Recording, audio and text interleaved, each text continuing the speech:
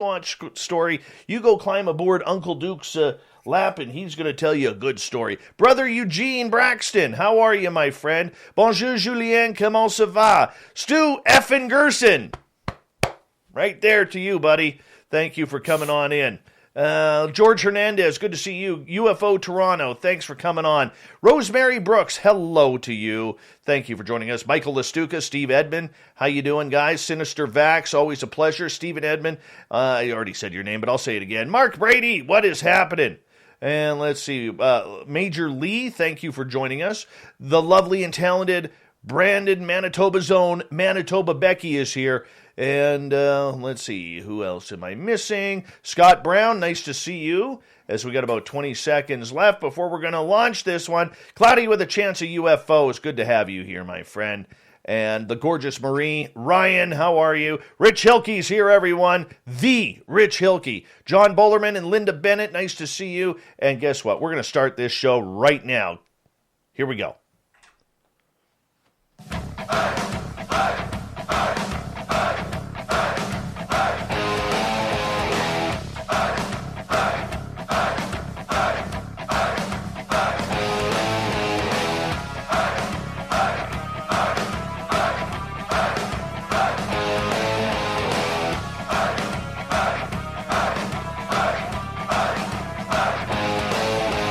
From the mountains of central British Columbia to you listening around the world, this, my friends, is Spaced Out Radio. I am your host, Dave Scott, sitting in the captain's chair of SOR headquarters. We welcome you to tonight's show on our terrestrial affiliates around North America, digitally on TalkStream Live, Revolution Radio, and KPNL. All of our archives are free by going to youtube.com/Spaced Out Radio. Just do me the favor, hit that subscribe button. You can follow us on Twitter at Spaced Out Radio and on Instagram, Spaced Out Radio Show.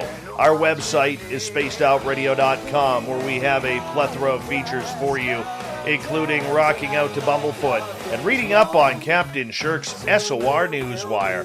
Tonight's show is brought to you by Chive Charities. Help make the world 10% happier by visiting Chive Charities today. You can find them on our website.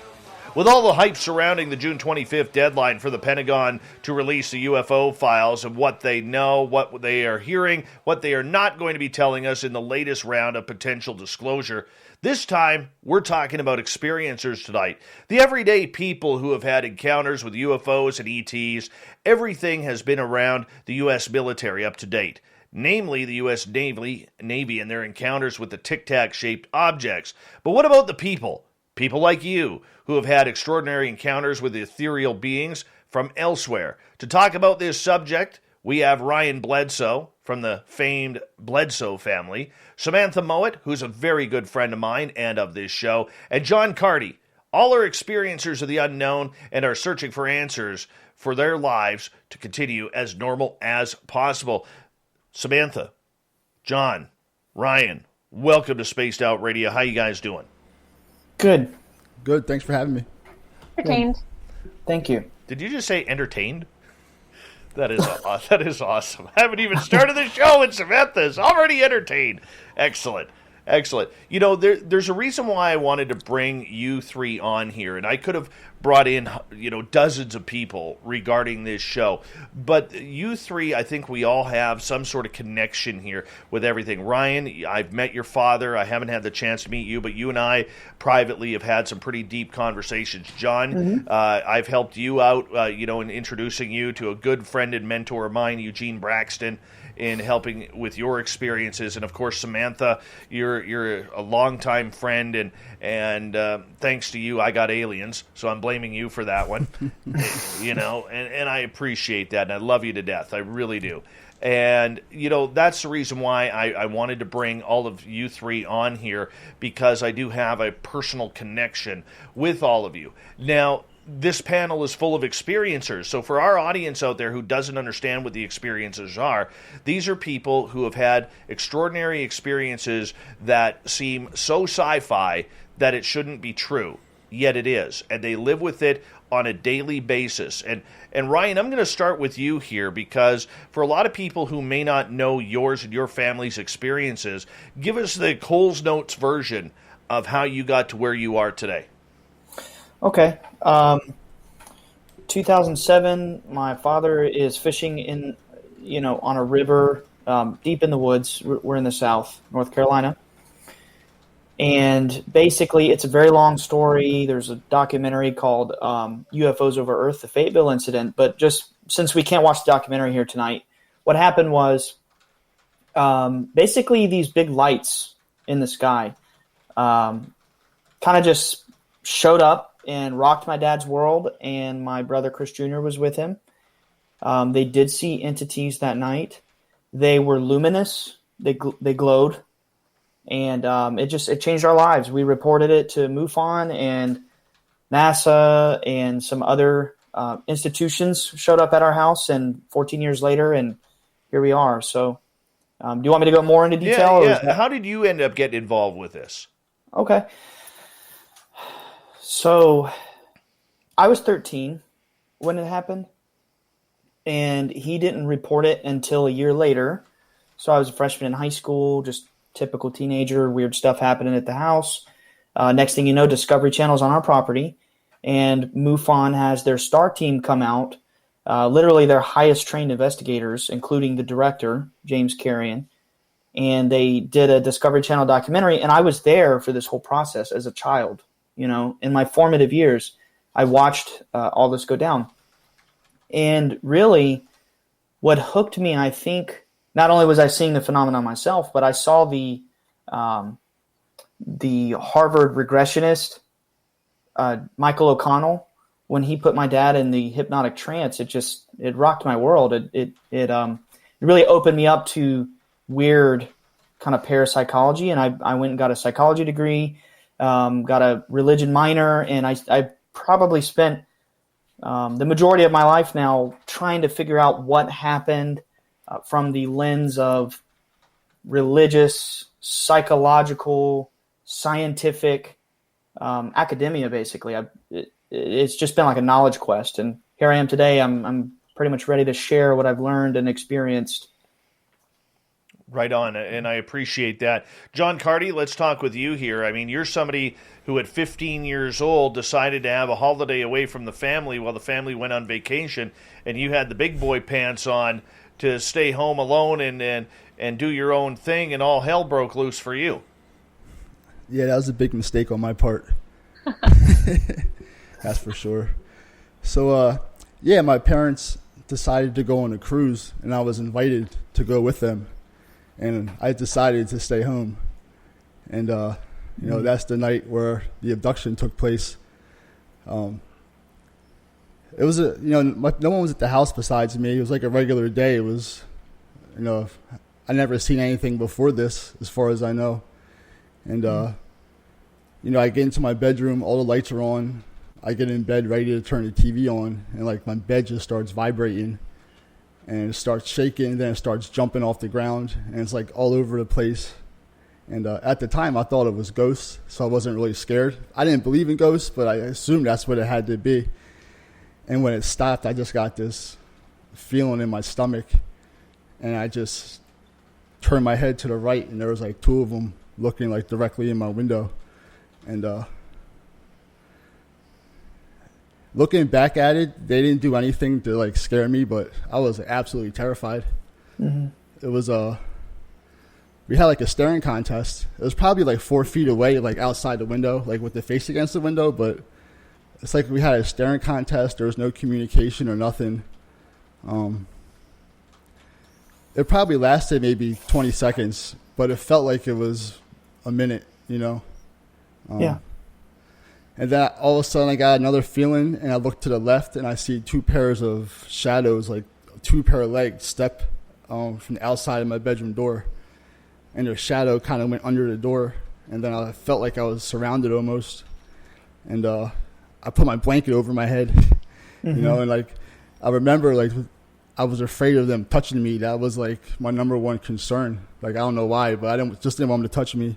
And like a second later, I wake up on the couch the next morning with like a big scar on my back.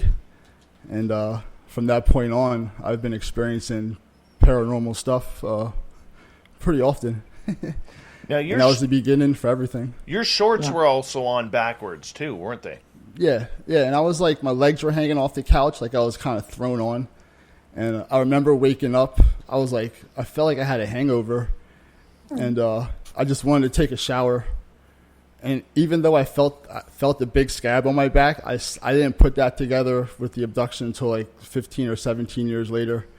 I didn't start putting pieces to the puzzle together until maybe a year ago. You know, I had everything as its own separate incidents, but I'm starting to find out everything's connected. Right. Very true. And let's introduce Samantha Mowat to our audience. For those who weren't listening, about 3 weeks ago, we had Samantha on the show, and she is really my guru when it comes to everything extraterrestrial. And Samantha, it's always a pleasure to have you on this show, and I know our audience absolutely loves you as well. For you, for people who do not know, this is something that literally started from infancy for you, and to this day, I'm not going to say your age, but to this day, it is something that continues almost on a daily basis for you. Well, a couple times a week on average, Dave, whether it's psychic, astral, or physical.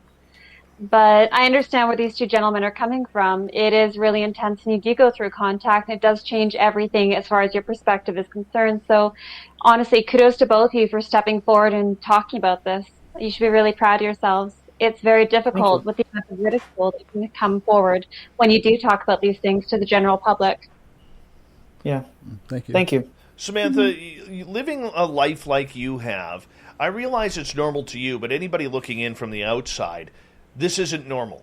This discussion is not normal. Sure, UFOs lately have been becoming into the mainstream media, but for most people, they don't understand ET contact. It's still, way out there, and probably people who have this should be in a padded room wearing a straitjacket. For a lot of people out there who don't believe or don't understand the phenomena. For you living a lifetime with this is your normal. How has your normalcy differed from people you know who don't have these experiences?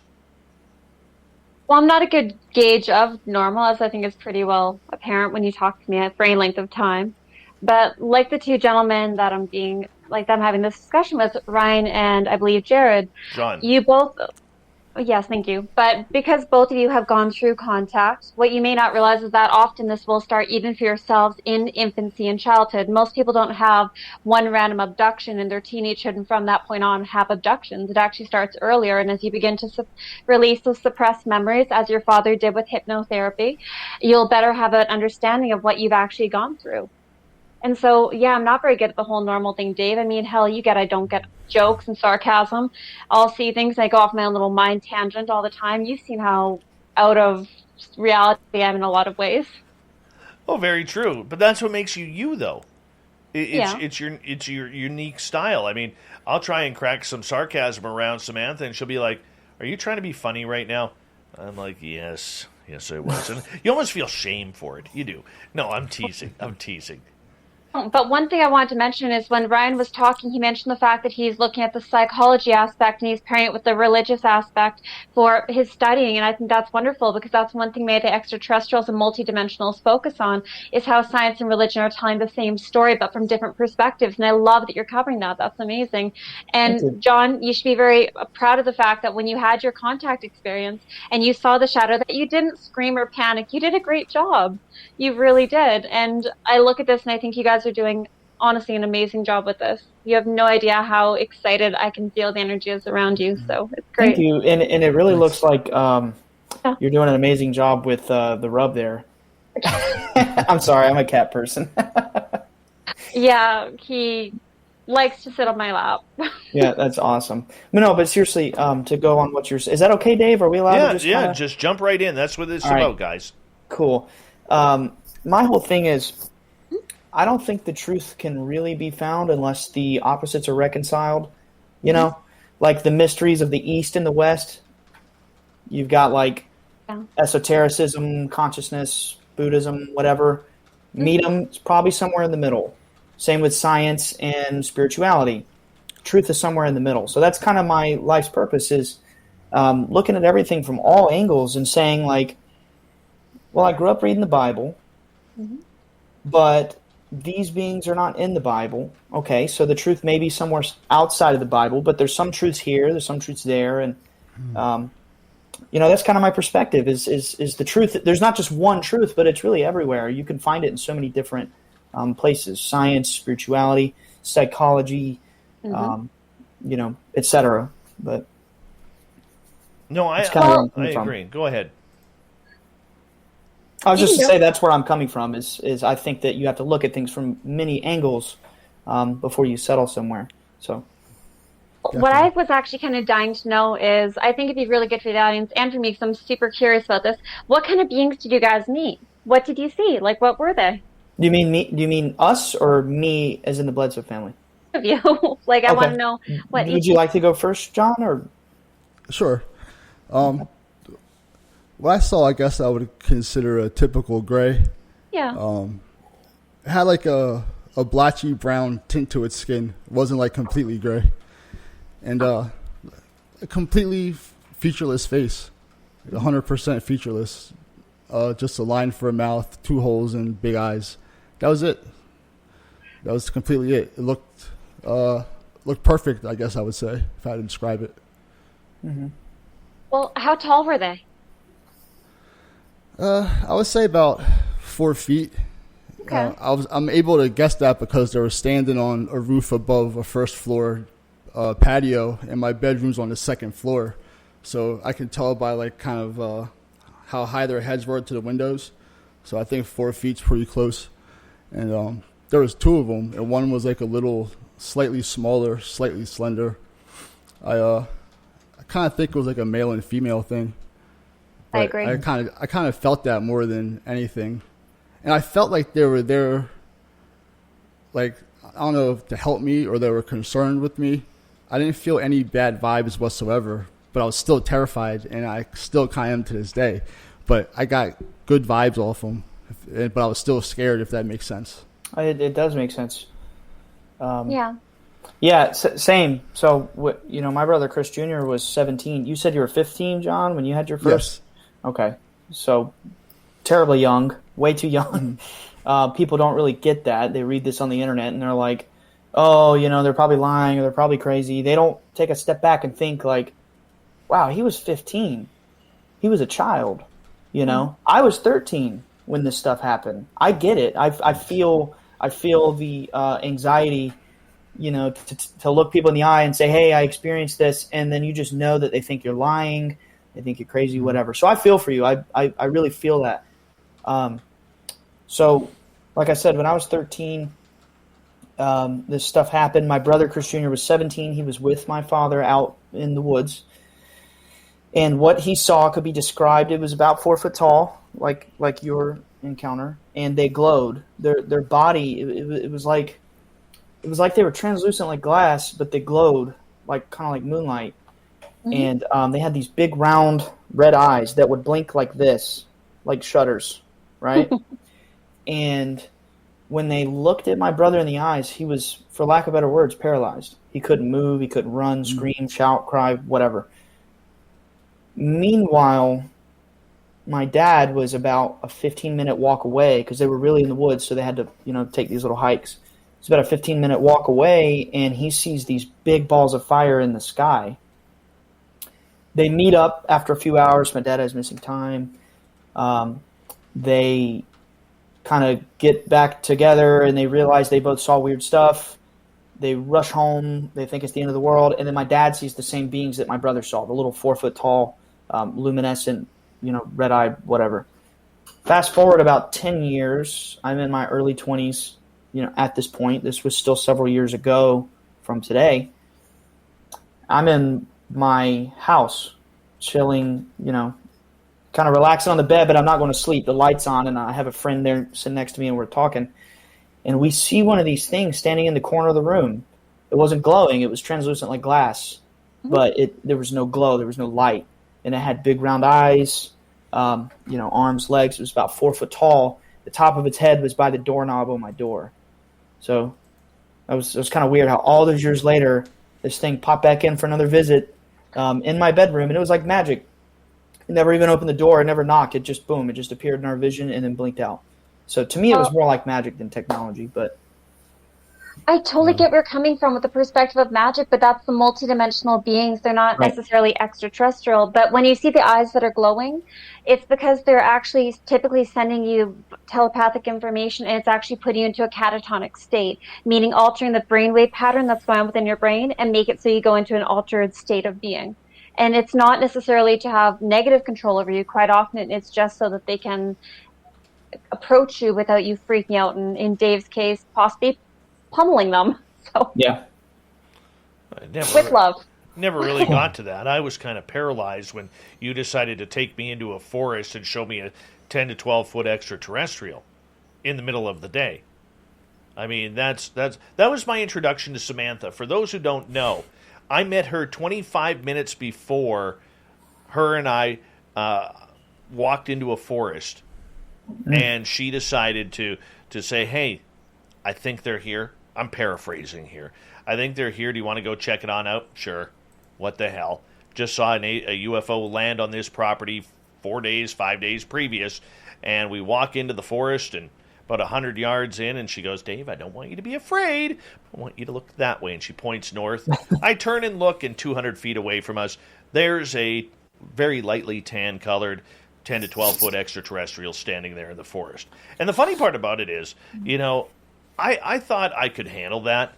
Looking back on it now that it's, 7 years ago, I was scared crapless. I really was scared crapless because I wasn't, and I always want to preface this, I wasn't scared seeing the being. What scared me was that everything up to that point that I had been taught was a lie. yeah, You go through, my parents, my teachers, my grandparents, my coaches, everybody whom you respect in life will tell you the do's and don'ts of life and how to be a good person, how to be, not to be a bad person, treat people with respect, dignity, everything like that. But nobody tells you how to react when you are 40 years old and looking into the face of an extraterrestrial. Nobody forewarns you about that. yeah. I feel that. I grew up with trust issues, if I'm gonna be honest, because when I was 13, again, that's when it started. I saw lights. I didn't see an entity until I was, in my 20s, but I saw thousands of lights and orbs and what have you, shadows in the house. Even touched a few times in some poltergeist type activity.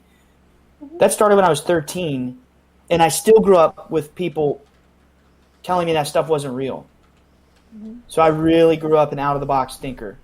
From the jump, I already knew people were trying to control the way I thought, or they were lying to me, or, whatever. And here I am today, pretty much if somebody from some, I guess I could say, place of authority tries to tell me what's what, I don't believe them. It's just like ingrained in my brain because of my formative years, what happened to me.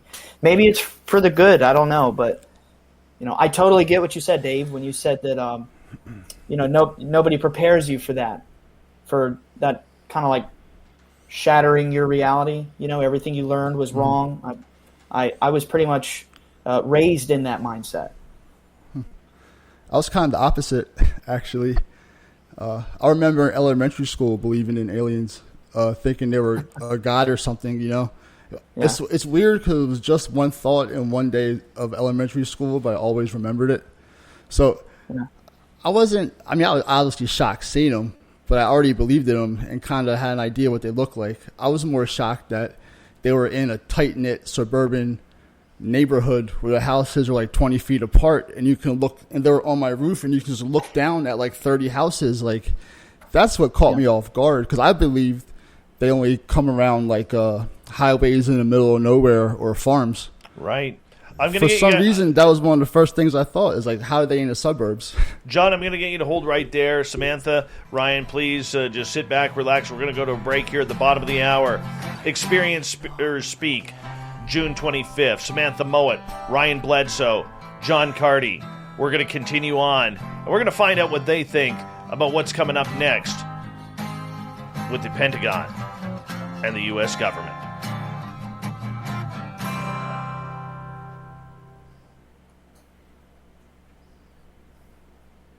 All right, we're clear. Cool. That's a solid first half hour. Solid Awesome. first half hour. I'm sorry I called you Jared. I That's got no where my problem glasses, at all. so trying to read them like crap. You don't got to worry about that. Time flies on this show, I swear. It does. It really does. It's It's fun. entertaining. I think so. I think so. I think we got a good thing going here. Oh, yeah, for sure. We're still live on YouTube? Yep. Hi, YouTube. Yep, we're live. We're live. Always That's entertaining. awesome. So, have you guys started writing down your experiences to look at all the weird paranormal stuff you've had happen just to try to get like an accumulation? I think that would really help you to both unlock a lot of your memories. I have for sure. Good. I'm sorry. Go ahead, Ryan. Oh, no, go ahead. You got it, man. Well, I would say like the past 9 months is when I started taking pictures of stuff. So I have a good catalog of scoop marks and punctures and shadow figure videos. I have a lot of stuff. It's pretty cool. You know, I have some crazy stuff documented. So I've been definitely keeping track. And the past 9 months has been out of control completely. Yeah. It keeps ramping up. I don't know about you guys, but I always have the feeling something's going to happen soon. Not disclosure, something completely different. I can't just put my finger on what it is. Yeah. You can feel the energy building. It's like, where is it going? What is this? I'm getting just like pushed forward and it keeps going faster and faster. I'm just like this, just going for the ride, you know. It's fun, but also a little scary at the same time, but I try to make the best out of it. I've been cut off. You've been cut off? What do you mean? I haven't had a good ET or UFO. I haven't seen a UFO in a couple of years. Let's go camping, Dave. I already told you that. I know. Right now, I'm more worried about forest fires with this 40-degree heat coming. Maybe post 40-degree heat, we'll go camping then. Yeah. See some Bigfoot, because we're in Bigfoot country. So which reminds me, Little Mikey Rainbows in my chat room tonight. Yeah, you said he has good Bigfoot stories earlier, if I'm not mistaken. Yeah, well, I think he found something today. Ooh. I think he found something today, which means road trip. Road trip. Yes. Samantha, where are you from? Oh, Canada, but I've grown up in British Columbia and all over Canada, so kind of all over the place. Cool. Yeah, That's it's awesome. entertaining. I was sitting here like, how do y'all meet up so much? Makes sense. Makes sense. Yeah, actually, it's kind of funny because as soon as I got into the chat room, I was like, you guys, I'm like, let's see those ET features. I noticed that when, like, if you look at the way both your eyes are shaped, it looks like you guys have really similar shaped eyes. So I wonder if you have very similar ET DNA combinations unlocking in you. So I'm just, geeking out. Do you ever notice that with other contactees, how we tend to have like very similar either eye shapes or similar like high cheekbones, or we tend to have, some of us have like really intense ridges over the eyes, which it looks like, Ryan, you have more of the ridging going on too. And I can't tell as much when it comes to you, John, but just because of the lighting. But what do you think? Mm-hmm. You want me to be honest with you? I grew up with the United States government coming to my property. I didn't really meet other contactees, if I'm being honest. Your adulthood. Yeah. I never noticed. I'll keep a lookout for it, though. That's for sure. Oh, you guys should. Go ahead. Yeah, I have been told I always have arching eyebrows. I just thought I never really thought much of it. That's interesting. What I want you to do is just while you're looking at your YouTube videos and everything else that you're researching, going to UFO conferences, whatever, start looking at the facial features of people, because you'll notice they tend to have the same distinct patterns going on within their Chinese face reading as like other people who have interest in ETs and stuff like that. There seems to be certain markers in place. It's really, I'm just a geek when it comes to stuff like that. But yeah. Mm-hmm. Interesting. Cool. Okay. It is. Sorry, that was my sister. Oh. Yeah, she missed wishing my little guy a happy birthday today. Oh, I say happy birthday. Yes. Happy birthday. Little SOR turned the big 8 today. And the one thing that he wanted for his birthday was Battleship. You know what? I bought him Battleship for his birthday. Did you know the new Battleship packages and the new Monopoly packages are the same price, but the boards have been shrunken. So in Battleship now, when you buy Battleship, you only get 4 ships to sink instead of 5. And in Monopoly, my daughter got him Transformers Monopoly. The game board is shrunk by 1 to 2 squares each side. And there's no more runs of 3. You know how you could buy 3 properties? You can only buy 2 properties of each now. They're just trying to make it simple for people. Hasbro's screwing us, man. Screwing us. Yeah. Here we go, guys.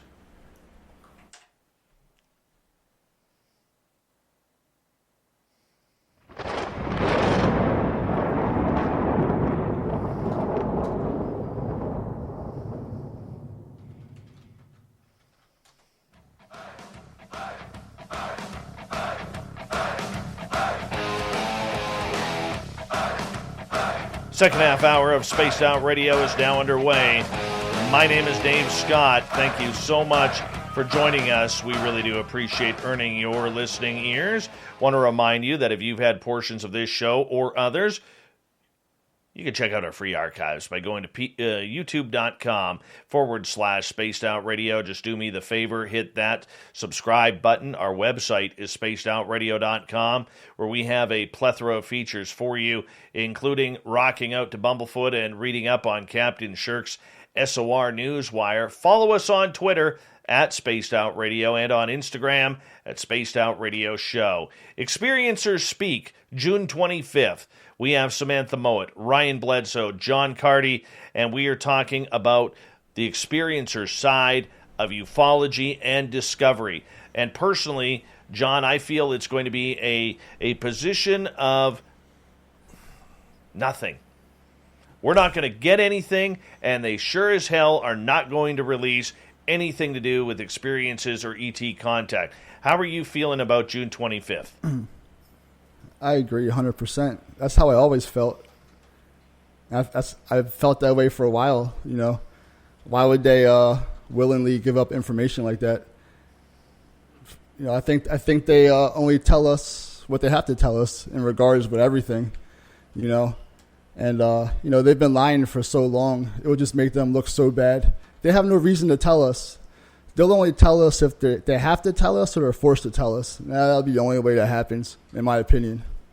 So I wasn't expecting nothing, you know. I'm actually disappointed in the quality of footage that's been released during this time.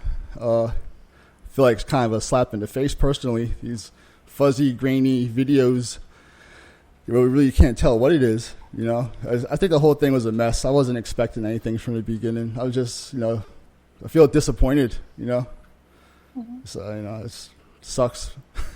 It really does. And Samantha, I want to get to you here. For you, being a lifelong experiencer in ET contact and seeing all sorts of UFOs over the years, how do you feel about this disclosure movement that's coming forward or potentially coming forward in just a few days? I'm inclined to agree with John. He makes a couple of very good points. The fact that they haven't released videos in high definition is actually pretty appalling. To me, that means that they're trying their best to have as much control over the situation as humanly possible. I agree with John's comment of they're not going to give us information unless they absolutely have to, and they have their hands tied behind their back. Dave, it's not advantageous for them to mention the fact that we have hundreds of different species that have been on and off this planet over the last several thousand years. There is no advantage in that because then it ruins our religions, it ruins our understanding of everything as far as technology and power is concerned. I don't expect to see any Greys showing up within the next 6 months on the White House lawn shaking the president's hand. I'm sorry, I don't see that happening in the immediate future. As much as they're trying to make it look like that's our next step, I don't see that happening like they're trying to claim it. Well, oh, we lost John. He'll be back. He'll be okay. back. He'll pop back on. There he comes. So for you, Ryan, in hearing what Samantha had just stated regarding, you know, we're not going to see anything. You know, they're not interested in coming forward with aliens and ET contact. How do you feel about that? How does your family feel about that? Well, I'm holding my breath, man. I think that this is going to go two ways. Maybe a few more scenarios here, but I like to think about it from all sides. First scenario, they come out and they say there's this threat. It's like jamming our radars. It's committing these acts of war. We need to ramp up defense budget, whatever. That's possible. get everybody scared. I'm not saying I know that for a fact. It's just possible. Second scenario, if you follow what Tom DeLonge and Lou Elizondo have been saying, and remember, we know these people. They're very smart people. They're not just entertainers. They are, in my opinion, planting the seeds that there is an interdimensional phenomenon. Now, if this scenario plays out, we're going to be in a very different world in the next few weeks, months, whatever, where they take a step back and they say, there is a phenomenon. We're not sure if it's good. We're not sure if it's bad. Deal with the data, and then people will freak out and they'll have to come to this, conclusion on their own. I personally think fate loves irony, and there is a possibility that they're going to maybe say something pretty shocking. I kind of hope they don't.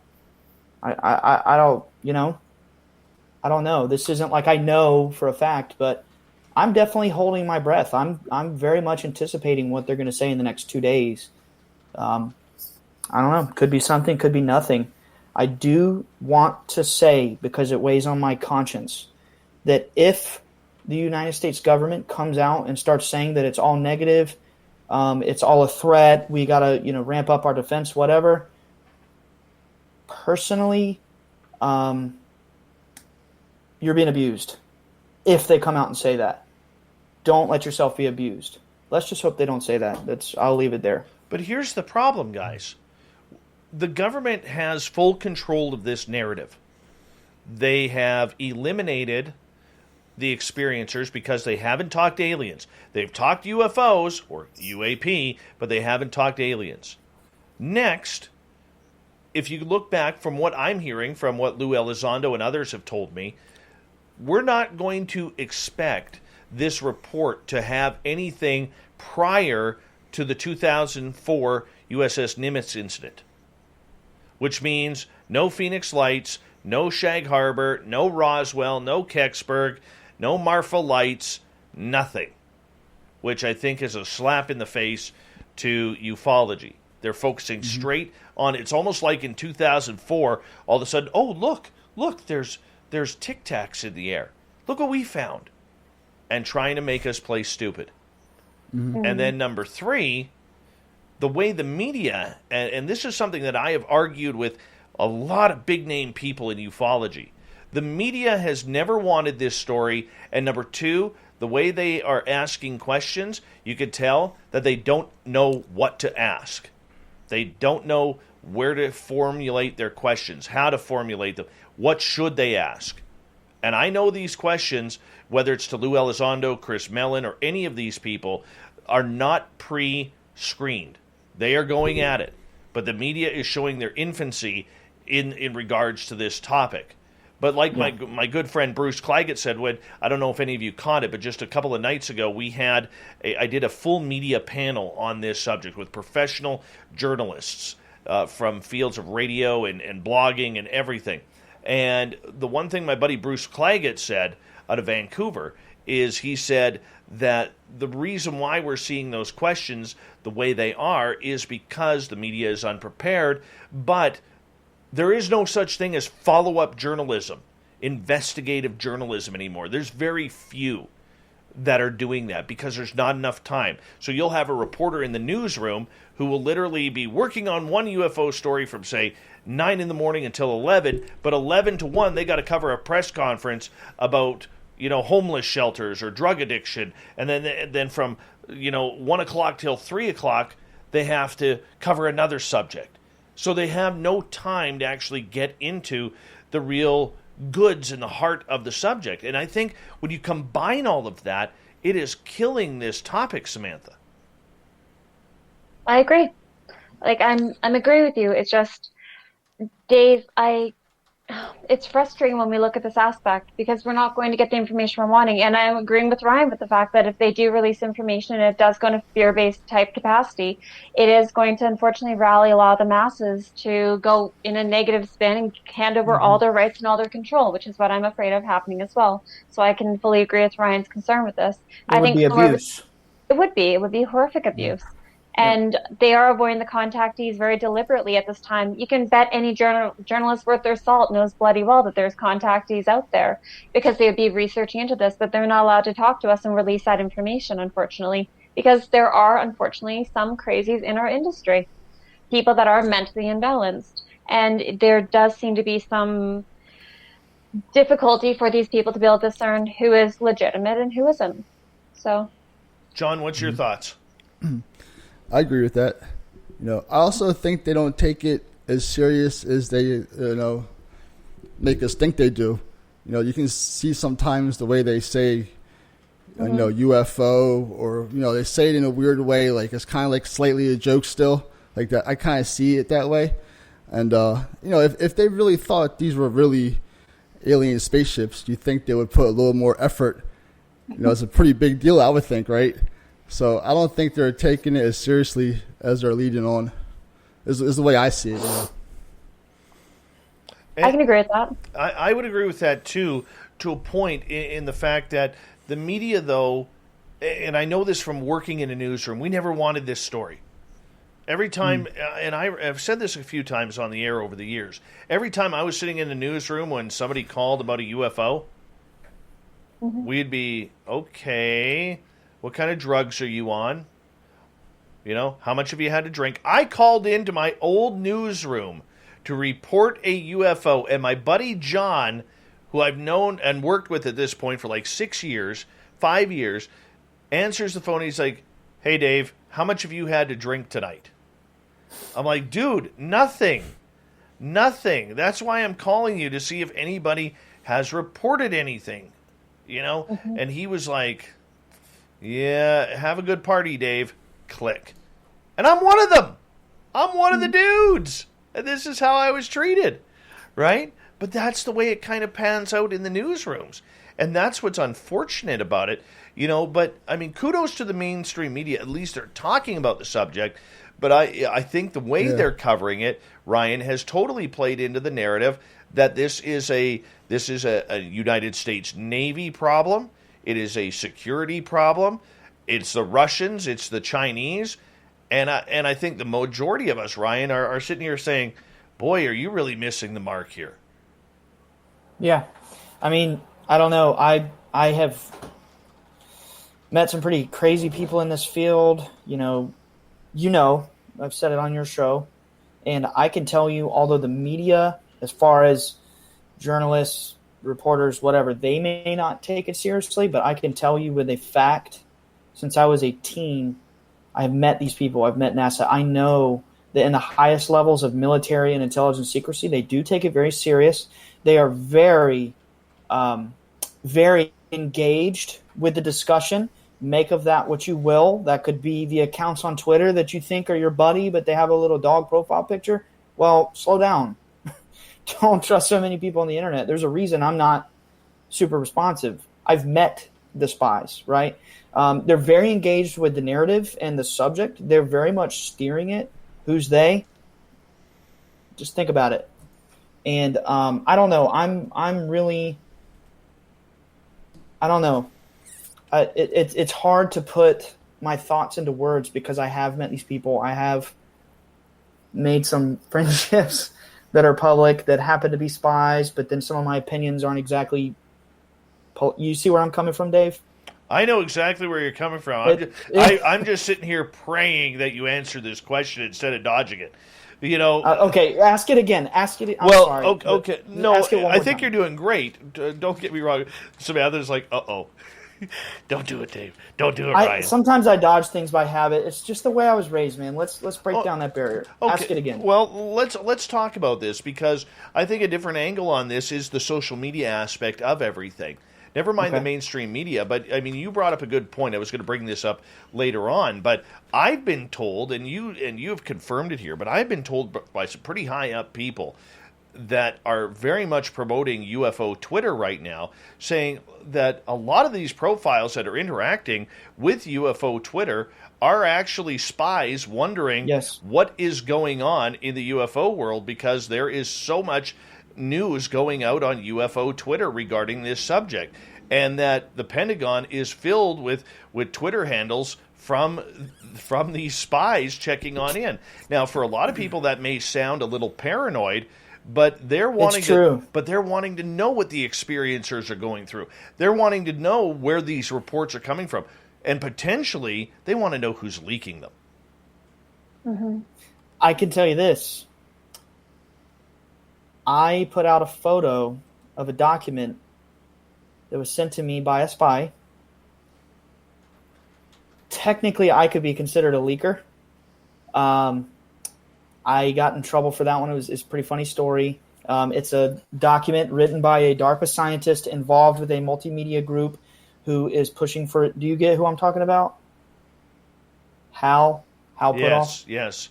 Hal Puthoff. Okay. Yeah. So Tom was talking about this document that Hal Puthoff wrote. I was sent it by the same guy that sent it to Tom, so I thought, okay, we're all buddies. They tell us we're all these great friends. If Tom's talking about it, I can talk about it. I got in trouble for talking about it. Mm-hmm. Make of that what you will. But that's the way it goes. Like, how do you know what you can and cannot talk about? Samantha, I know for you, you have had times where you've had strange happenings come out when you've talked publicly about things. Mm-hmm. Yeah, but Dave, I'm also in my lab. That's completely different again. I get in shit when I do things too much at one time. That's why I do drop. I'm sorry. On my lab. What is that? Military. I'm genuinely curious. I'm not. Okay. My lab is a military abductee, someone who is legitimate alien contactee that also gets abducted by the military and interrogated about their extraterrestrial multidimensional experiences, ranging from hybridization to school on craft to meeting various types of beings. Pretty common. Well, not necessarily common, but fairly normal in the UFO. I wouldn't say that's common. Well, depends on your friend group, I guess. Yeah. Wow. Most of my friends are contactees and other psychics, so in my world, that is more normal. I don't make a lot of friends with people in the normal world because I don't understand them and they don't understand me. So, yeah. John, as someone who is kind of new to all of this and coming out to the public, I know right at the beginning when you decided that it was time to start talking about your events, you felt kind of awkward about everything and you weren't as comfortable. But over the last couple of months, you've really opened up, and I think you're getting a lot stronger on talking about what's happening with you and the evidence that you are collecting from your own home. As you look upon what Ryan and Samantha are saying, other experiencers as well, how has your opinion changed of what is going on for the experience leading into what the Pentagon is going to say? A lot of this stuff I've been experiencing lately is stuff I never believed in. So in the beginning, I wanted to share my story because I wanted to put some truth out there because I thought a lot of this stuff was fake. Now I'm experiencing the things that I thought were fake. So I'm doing like a whole 360. So my whole perspective is completely opposite now. You know, now I feel bad. Like all the people I used to watch back in the day, I used to dismiss their stories because I thought they were crazy. I'm experiencing the crazy that I thought was crazy. So it's like, that's been mind blowing to me. That's the biggest change, you know, personally. And the people, I guess, you know, support me. That's been awesome. That's like my main drive. You know, all it took was a couple of nice comments to give me the courage to keep doing it. And now I'm an open book, you know, which is, I feel so much better. I feel like a whole different person, you know, much lighter feeling. John, if I may interject for a moment, one thing I want to make note of or just make reference to is the fact that everyone understands any situation from their level of awareness and perspective at that time. No one's coming up from a better or worse perspective. But if you have never had any contact with extraterrestrial multidimensional beings, of course you're going to question it. Same thing being said with everyone who's never seen a ghost or never seen Bigfoot or never seen anything else. Of course they're not going to understand it.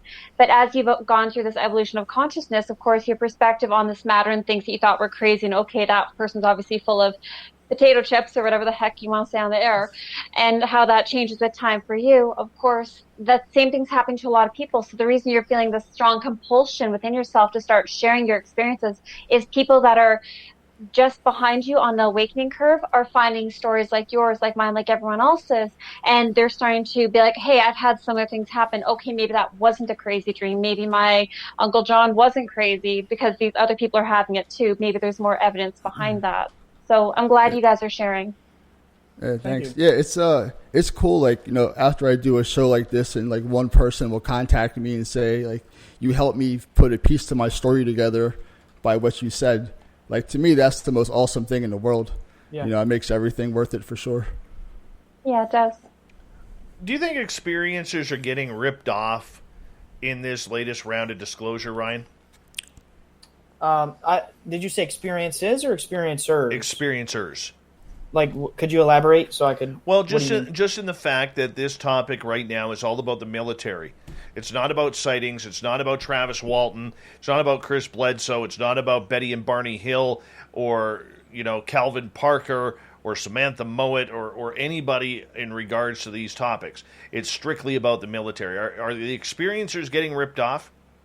Well, it's neurolinguistic programming.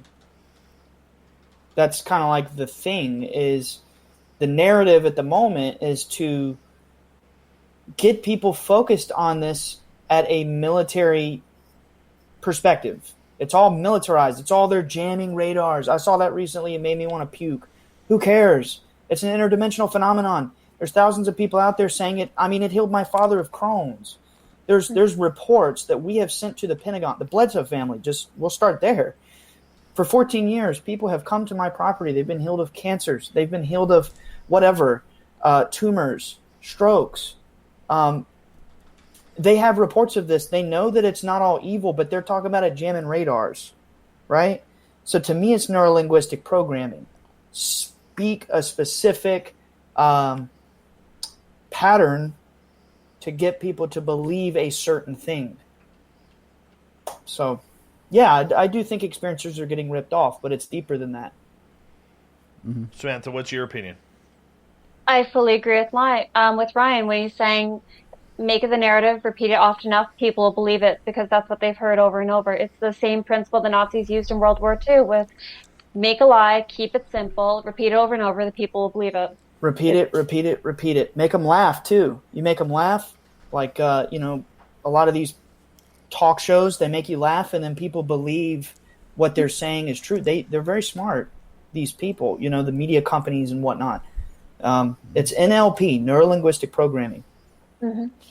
But Ryan, one thing I am actually kind of grateful about with the fact that it is the military having the focus on UFOs at this time rather than going to contactee families like your own and like myself and my family is if they were to switch that around and make it so people realize that these ETs are on a very serious level going to individual families and healing properties and making them so they have these strong vibrational frequencies that heal people, or abducting certain people and their bloodlines from birth until death and their children, so on and so forth, that could in a sense put our families in danger by putting the focus on us rather than the focus on the government aspect. So it's a bit of a double-edged sword to see it from that perspective, but I am kind of grateful it is more focused on being slightly separated from the people at this time, at least until the general public has a more deeper understanding of what's happening, even if it is a slight misconstrued perspective. Go ahead.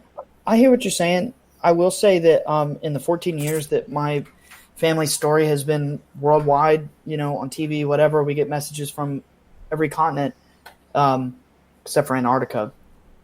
The only people that have shown up on our property and did anything unruly or made any death threats, which we have had, were people who showed up on behalf of an associate or an associate of an associate who held intelligence positions. Never once in 14 years has an ordinary, Joe Plumber, normal person shown up on our property and made us uncomfortable. I think a lot of that is TV. I think a lot of that is Hollywood. We always see these serial killers and these people breaking in. It's always these movies. I don't think people really do that as much as we see on TV. And I think truly the focus should be experiencers. No one has made us uncomfortable except for people who come and say, so-and-so in the CIA sent me. Oh, wait. All right. Sorry. That's all right. We're right at the edge of the break here on Spaced Out Radio. Hour number 1 coming to an end. Hour number 2 continues on Spaced Out Radio right after this. John Carty, Samantha Mowat, Ryan Bledsoe. How are experiencers reacting to June 25th? Are we being ripped off? Do we need to start talking aliens? let me know, and we'll take your questions as well for the group if you're in one of our chat rooms or on Twitter at hashtag Spaced Out Radio.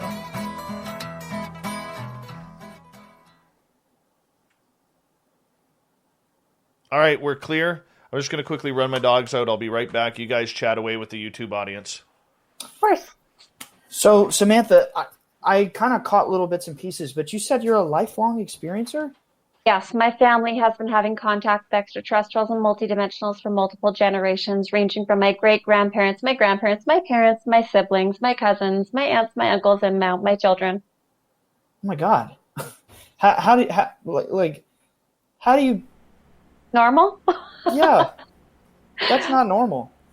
It kind of is. It's actually happening to more families than we've realized. You'll even find, no matter where you're on the planet, there are families like mine. They're not actually that uncommon.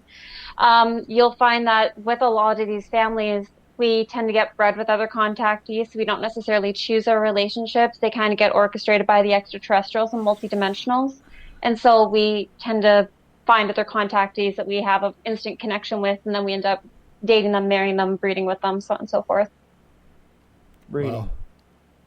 And so one thing you both have to take into consideration, because you both are aware of having contact now, and you're starting to see beings showing up in your bedroom, Ryan, where you're seeing them in the partially cloaked form, where you see them partially visible, partially non, in between dimensional states. And you, John, where you're having these tan grays that are coming forward and floating outside the bedroom in the suburbs. You both should be aware of the fact that you're both more likely to date and possibly have future relationships with other contactees, in which case your children will be contactees as well. Wow. ET contact changes your blood. I'm not kidding. It does make you more psychic. You might have noticed a huge psychic shift in your family around the time you guys started to have that really big experience when you're 13, Ryan, and your family would become more lucid dreaming, precognitive moments, deja vu happening, knowing the phone's going to ring, stuff like that starts to increase as you start to have contact and as it starts to get more prevalent. The more exposure you have to extraterrestrials and multidimensionals, the more psychic you become. And the same thing being said with you, John, you're going to notice yours shifting as well and becoming more psychic, not only with the precognitive stuff, but also with the clairvoyance, the clairaudience, where you see stuff, hear stuff, things like that as well. That's been happening a lot lately. Yeah, I know. and for me, my family has no idea about this yet. Well, Yeah, I got to take care of that soon. I waited a little too long. I have too much to say. well, Yeah, for sit sure. them down for either a cup of coffee or a glass of wine. It might be the easiest way to do it. Yeah, I'm waiting for this whole, stuff to blow over. My parents have been stressed about what's happened the past couple years as far as people getting sick, so I don't want to put any more stress on them, so I'm just waiting for the right time at this point. Mm-hmm. Well, just be prepared that, when you tell people that you saw weird things, I don't care who they are, I don't care how close you are, their immediate reaction is not to believe you. Oh, I know that for You should sure. be prepared. I told my friends right after my abduction in '95, and I was kind of shocked they didn't believe me. I was like, these are my friends, I can tell them anything. And that was not the case, and I just shut down after that, So I know the feeling. I know what you mean. I did it in elementary school, middle school, and high school, trying to talk to my friends, and none of them understood what I was talking about, so I just stopped talking to them about it. Yeah, a lot of anal probe jokes. I missed those ones. I never got those. Ironically, I was the one making those jokes growing up. No one made them about us. I like that joke. It's funny. It is, yeah, we know. Yeah, I think on my first podcast episode, I make a comment like that. Like, my dad wasn't probed or anything like that. I'm coming out with a podcast in the next week. It's not out yet, but thank you. Mm-hmm. Well, it's kind of funny that you make anal probe jokes. In all my abduction history, I've never been anal probed. Well, I mean, you got to sometimes lighten the mood, and it can be pretty hard to tell people, like, yeah, my dad, this happened to him, and he saw an entity, and we're on TV. It can be hard, so sometimes you got to lighten it up and put a smile on people's face, and so I make a lot of jokes about it. Well, I'm glad you do that, because that's actually kind of a nice, refreshing way to help empower yourself in the situation. That's good. Yeah, thanks. Yeah. I don't know. Mine's kind of the opposite with my family. I can talk to them about my contact and vent about it, so it's a little different. Yeah. All right, I want to say a big thank you to Cable Guy Matt, Science Bob, and Chad for the Super Chats. It's a great way to support what we do on this show on a nightly basis. If you're new here, we do take commercial radio breaks because we are a live radio show as well. That's why we do take the breaks. So if you're like, what the hell is this all about?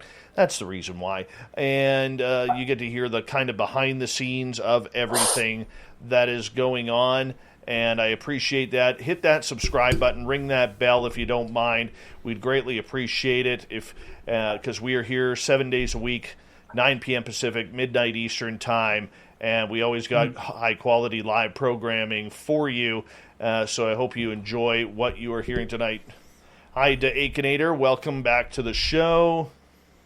Let's see who else is new in here that's joined us. Scrolling on down that I haven't said hello to. Jeremy Jones, thank you so much for that super chat. Really do appreciate that, man. Thank you. Really appreciate your support of SOR. And Adam Milanovic, how are you? Thank you for coming on into the chat room. Good to see you. And we will take your questions, put them in capital letters for this group as well, and we'll go from there. We're going to get going live here in about 10 seconds, so we're having a great night tonight, and I'm so glad that all of you are here right now. We got 184 people watching live, including 181 on YouTube. You're listening to Spaced Out Radio with Dave Scott. Follow Dave on Twitter at Spaced Out Radio and on Facebook, Spaced Out Radio Show. Hour number 2 of Spaced Out Radio is now underway. My name is Dave Scott. Thank you so much for taking the time to join us. Really do appreciate earning your listening ears wherever you are on this beautiful planet we call Earth. Want to remind you that if you've missed portions of this show or others, check out our free archives by going to youtube.com/Spaced Out Radio. Just do me the favor, hit that subscribe button. We want to welcome back everyone listening in on our terrestrial affiliates around North America and digitally on TalkStream Live, Revolution Radio, and KPNL. All of our, let's get to the clam here. The Desert Clam has set the password for tonight in the SOR Space Travelers Club. Oh my God. Syncatagoramatic? Syncatagoramatic is your password. Use it wisely, space travelers, as the Clam sets a password each and every night right here on Spaced Out Radio. Our website, which is almost done, our new website, thank you, Ben from UFO Garage, is spacedoutradio.com, where we have a plethora of features for you, including rocking out to Bumblefoot and reading up on Captain Shirk's SOR Newswire. Follow us on Twitter at Spaced Out Radio, and Instagram, Spaced Out Radio Show. It's an experiencers panel tonight as we look towards June 25th and the Pentagon's potential release of the UFO files. What are we going to get? What is going to happen? Why aren't experiencers included in on this? Joining us tonight, Ryan Bledsoe, John Carty, otherwise known as Wreaking Havoc, and Samantha Mowat. And what a panel we have. What a panel we have. Welcome back, everyone. Hello. Thank you. All right, I'm going to bring in some audience questions here and mix it on up a little bit. Tina is asking right off the bat, have any of you seen the 3-part documentary video series by Chad Kalick? Part 1, Sir No Face. Part 2, Two-Face the Gray. And Part 3, The Phantom Rider. What do you think about the threats they all received? Never heard I've of it. never seen it. Sorry. Okay, but let's focus on the threats, because right before the break, we were kind of getting into the threat stuff. Now, John, you just coming out, have you had anybody kind of come up to you and say, I don't really want you talking about this? Not yet. No, hasn't happened. Do you feel fortunate for that? I don't think about it too much. I kind of did in the very beginning. Like, I was like, oh, crap, should I be talking about this? But that went away pretty quick, if that happens, it happens. But that's not something I ponder. I don't want to make myself paranoid. Got enough stuff to worry about. Ryan, you deal very closely with members of the United States Intelligence Service and everything like that with your family. Have people ever approached you and say, look, Ryan, we don't want you talking about this publicly. We'll tell you, you can have a conversation with us, but we don't want you talking about certain things. Some folks have approached my father and said, if you don't tell it a certain way, we could kill you, we could arrest you, whatever. And I don't want to spread negativity. I don't want to, I'm not disparaging the United States government, but there are people associated with people in the United States government who run around wreaking havoc on experiencers and threatening them and scaring them and trying to make them paranoid, and it's abuse. So I just have to clarify, like, I don't, because I know there's a lot of people listening, I do not hate the United States government. But there's some things they do, or let me back up. There's some things that people do who are affiliated with people affiliated with the United States government that are very malicious. And since I was a teen, since I was 14, 15, 16, I can't speak for these two here with us tonight, but I was told since I was a teen by people who had badges and clearances who worked for Uncle Sam, they told me I would be tapped, I would be spied on, I would be watched, I would be monitored. They told me that for the rest of my life. So you tell me, Dave, why would they tell a child that? Probably for intimidation. Probably, maybe. I don't know. I don't want to put words in anyone's mouth, but I'll leave it there. That's crazy. Mm-hmm. And That's stressful. And how about for you, Samantha? Because I know you have been part of the My Lab type program, MK Ultra. You've kind of run the gamut through everything. Yeah. And Dave, honestly, I go through periods where my PTSD gets really bad and I fall off the face of the map. And chances are, if you have emailed me sometime this year looking for a reading, I haven't gotten back to you yet because I've been dealing with my contact and how stressful it's been. To summarize it, yes, I have had threats, but mostly from my lab personnel in relation to discussing things about the certain groups of reptilians wanting to do harvesting of humanity. That's the only thing I've gotten in trouble for speaking about. Beyond that, I haven't gotten in trouble for speaking about anything. And you know what? It's weird because a lot of times I have been asked personally, Dave, you do this radio show. Have you ever been approached by men in black or people to, say, hey, you can't be talking about those topics? And I want to be open up front about it. I've never had anything like that happen. Anything. Mm-hmm. The only weird thing that I've ever had happen, and this was going back probably 2.5, maybe 3 years ago now, I was having a conversation about UFOs and ETs, and we were talking about To the Stars and getting into some real heavy topics with a buddy of mine, Everett Themer. And Everett and I all of a sudden started getting hung up on. Like our lines would just go dead. Mm-hmm. And we started, after about the third or fourth time, we finally said, okay, this is something weird. This is more than just a bad signal. And I finally said on the phone line, hey, if you're listening in and you're actually the one hanging up on us, can you hang us up right now? And all of a sudden, click, you hear this click, and I have to call Everett back for a fifth time, and him and I were like, holy cow, like that just happened?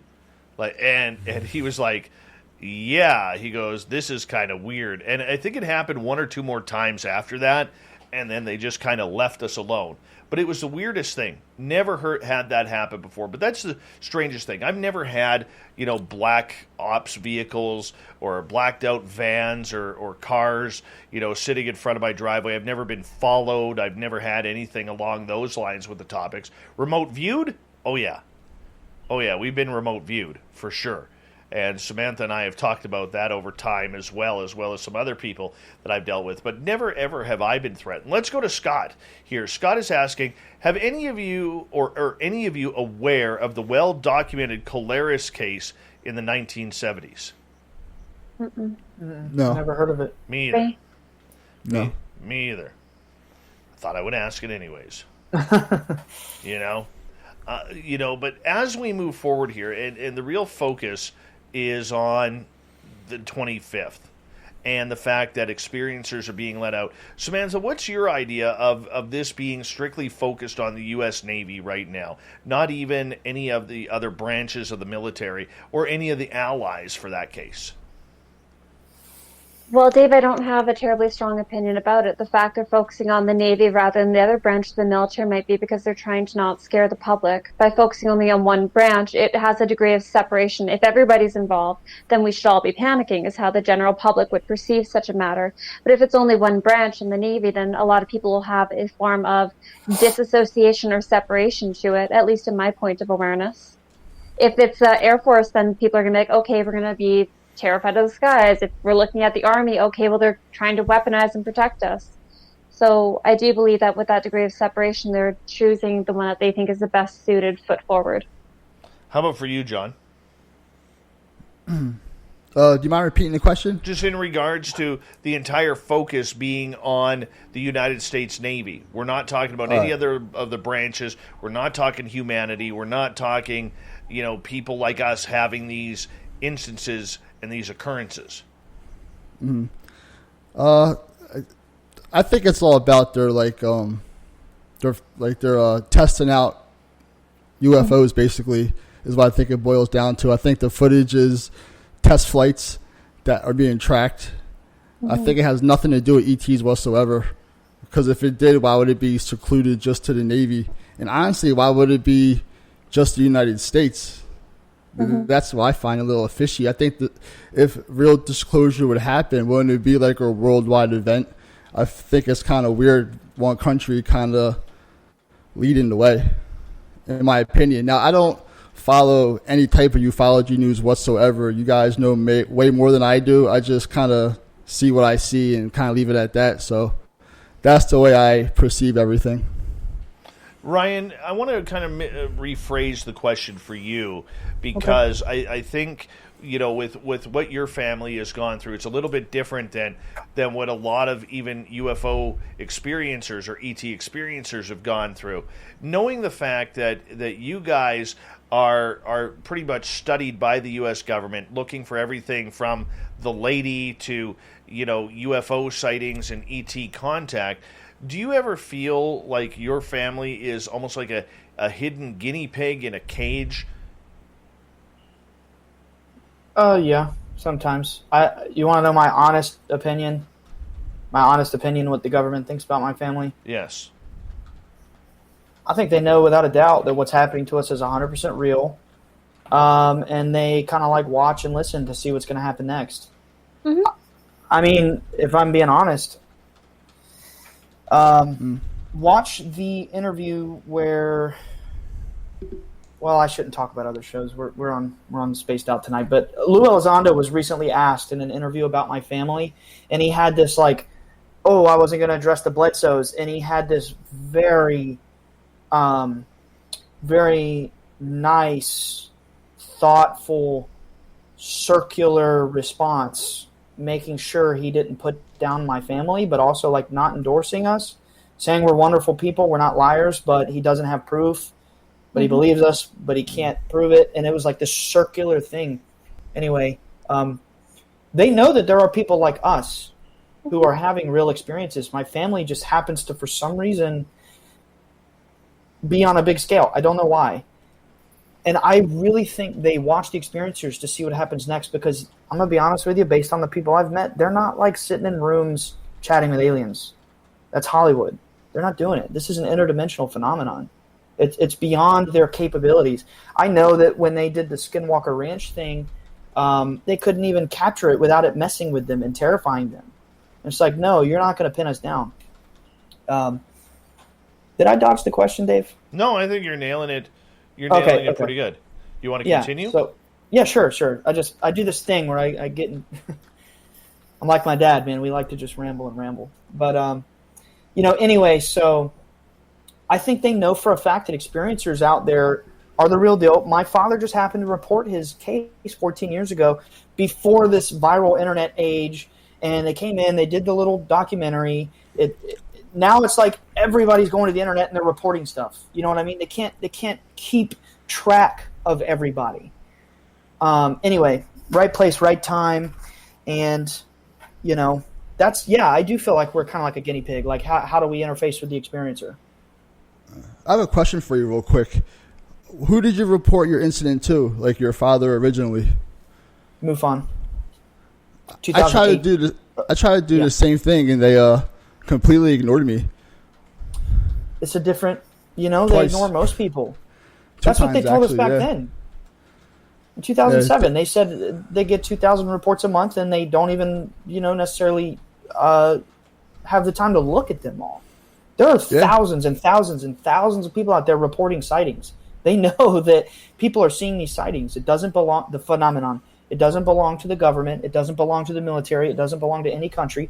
And in my humble opinion, growing up with the government and the phenomenon, that's why they do the NLP, to make us have this separation where, like, they have their hand on the phenomenon and you and me have nothing to do with it. But in fact, it's the other way around. The normal people like me and you are the ones seeing it. I don't really think they are like they want us to believe. That's just my 2 cents. Well, one of the things that I heard recently, guys, is this. There are 3 phases to this. Phase number 1 is let's get it out into the media that there is some sort of phenomena happening that could be a threat to United States airspace. We've seen that happen.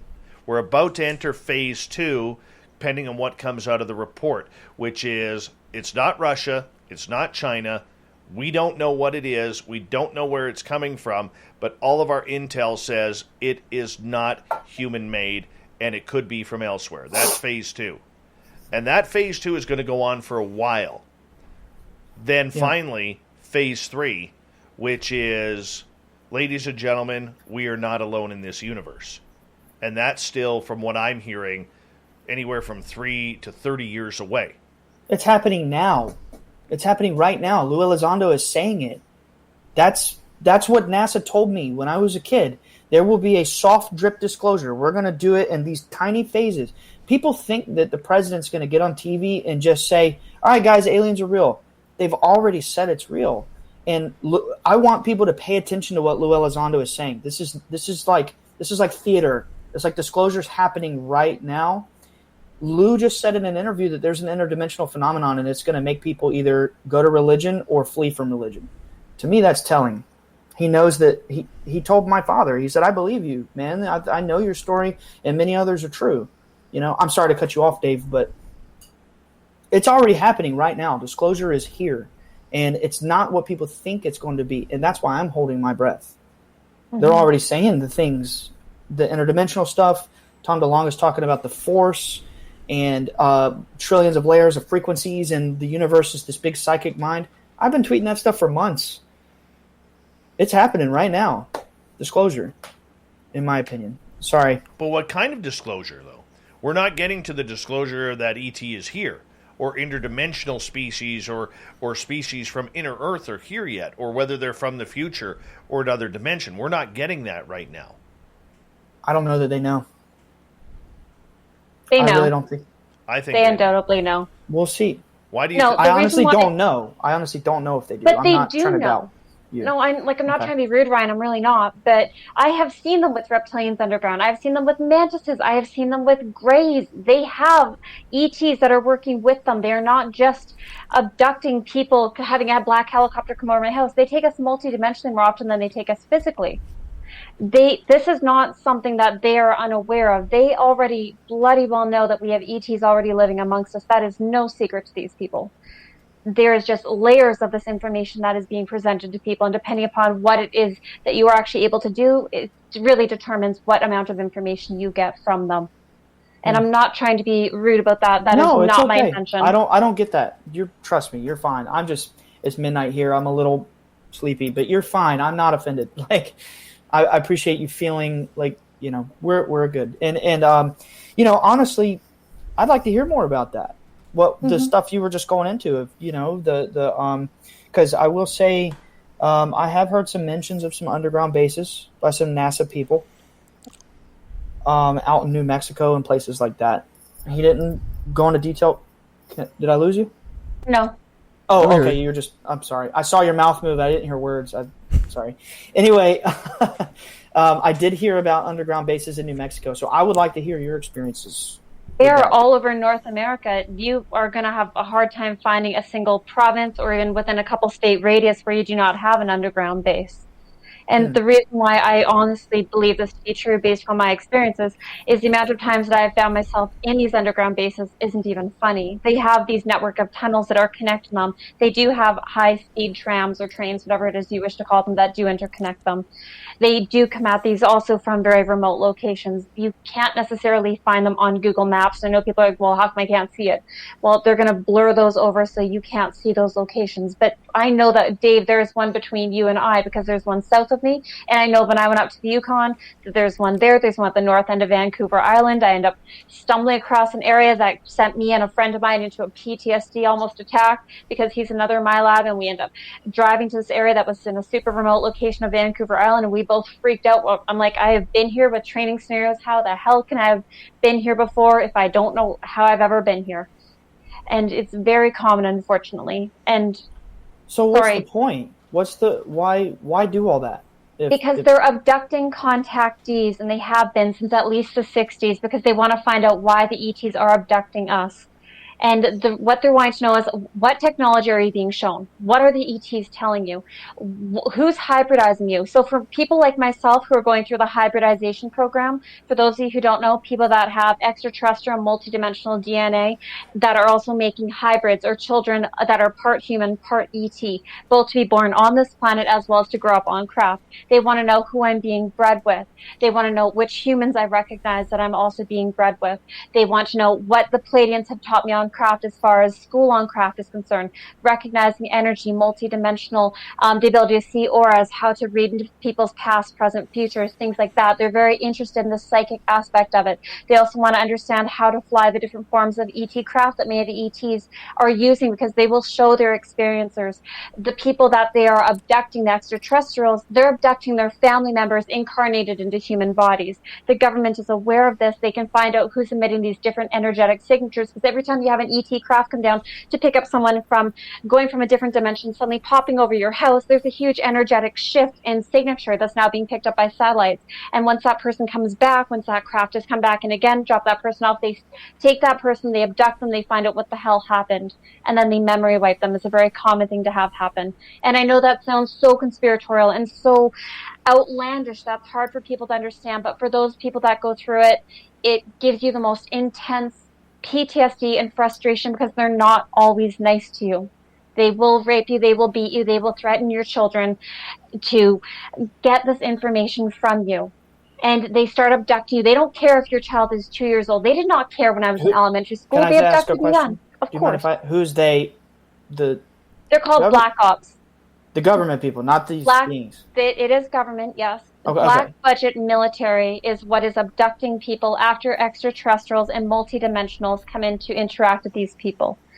And for a lot of us, when they start realizing that, hey, it's in the bloodline, we're seeing the mother is having contact, the father's had contact, oh, look, they joined the military, great. We're going to abduct their kids and see what kind of ETs they're having contact with as well. And that is where the breaking of the mind starts coming in reference to things like MK Ultra, as Dave talked about earlier as well. It is very common for people that are in these bloodline families to be abducted, not only by extraterrestrials and multidimensionals, but also by the governments. As soon as they find out you or your bloodline are abductees, your kids are going to be abducted. That is just how this works. They want to know, and they don't care who they hurt if it means getting their information. Sorry for being. That's why I don't have kids. It's all right. Well, I figured that one out after I had kids. So. Yeah, that's why I'm scared. I don't want to pass down my BS to them. You know, I really believe that I would do that. But what if your child, their little soul decides that they like you, they love your energy, they know bloody well that you're going to be in my lab and have all these other things happen, but they still want to incarnate to you and are willing to go through those experiences, as is the case for my next two children. Well, I never thought of it in a positive way, so, you know, I don't know. I thought it'd be bad for me to do that. I like kids. I'd like to have one probably, but I just haven't done it for so long just because I didn't want to pass down, you know. Like, how can I protect my child is the way I look at it if I can't even protect myself, you know. I would be devastated if I found out my kid was getting abducted and it was my fault. I don't think I could deal with that. But my kids do get abducted. Like, they will get up to sleepwalk, and I have found them walking next door. My son tries to walk through walls all the time when he's in this catatonic asleep state. I'm like, get in bed. No abduction for you right now. It doesn't matter if we're in a tent, a trailer, a house, a hotel. It doesn't matter. If they're going to abduct you, they will abduct you one way or another. There's nothing you could do to stop it. Samantha, I'm going to get you to hold on right there. Samantha Mowat, John Carty, Ryan Bledsoe. ET Experiencers talk June 25th. Looks like we're off the charts with this one, and it sounds absolutely great. Spaced Out Radio continues right after this.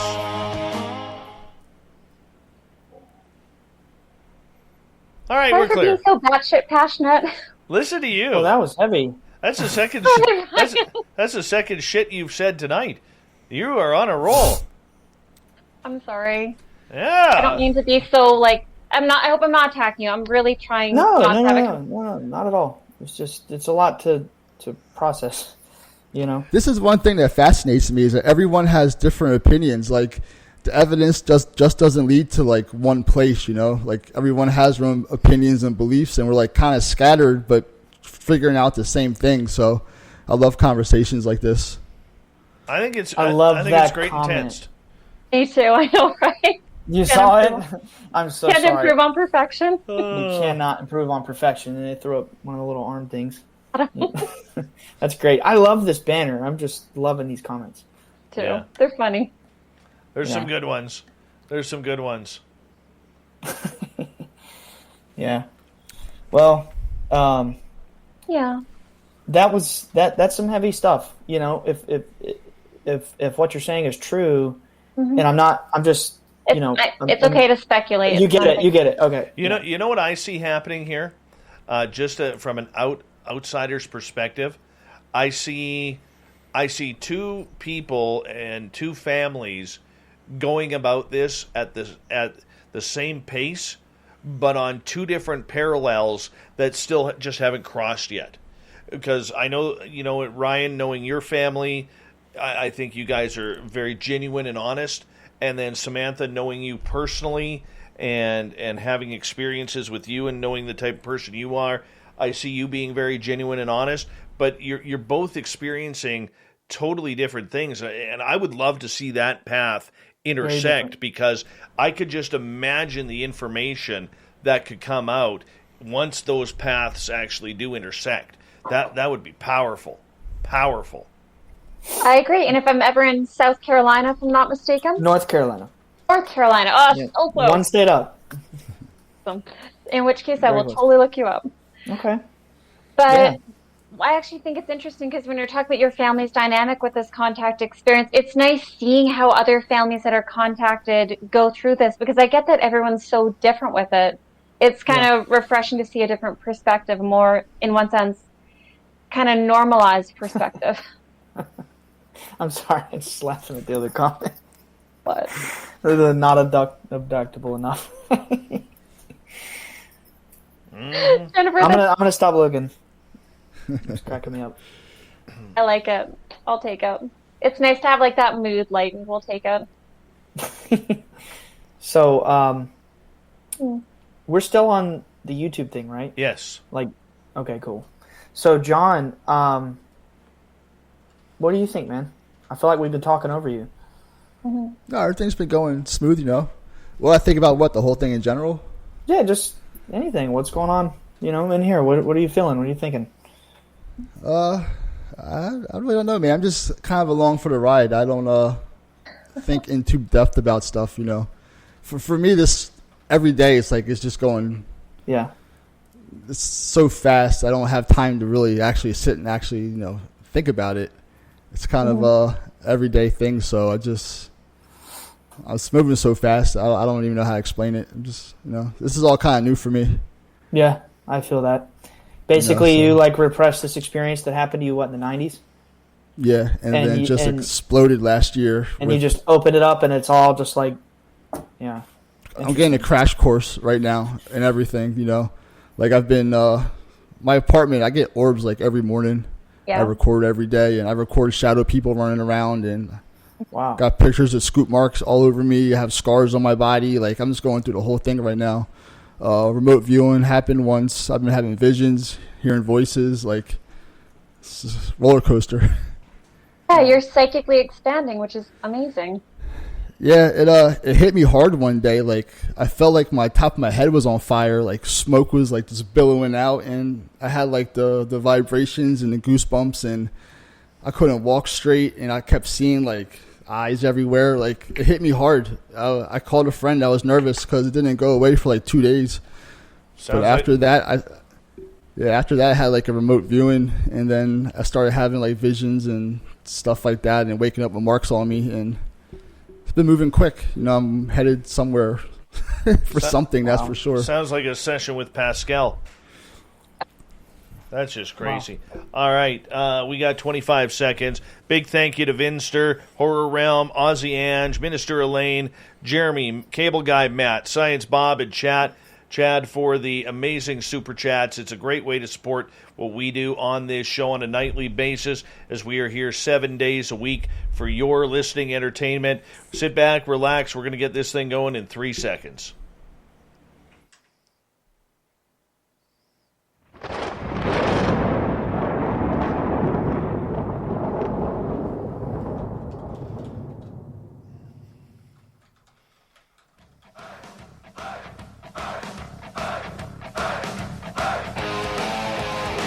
We passed the halfway point of Spaced Out Radio tonight. Welcome to the show. My name is Dave Scott. Really appreciate you earning your listening ears.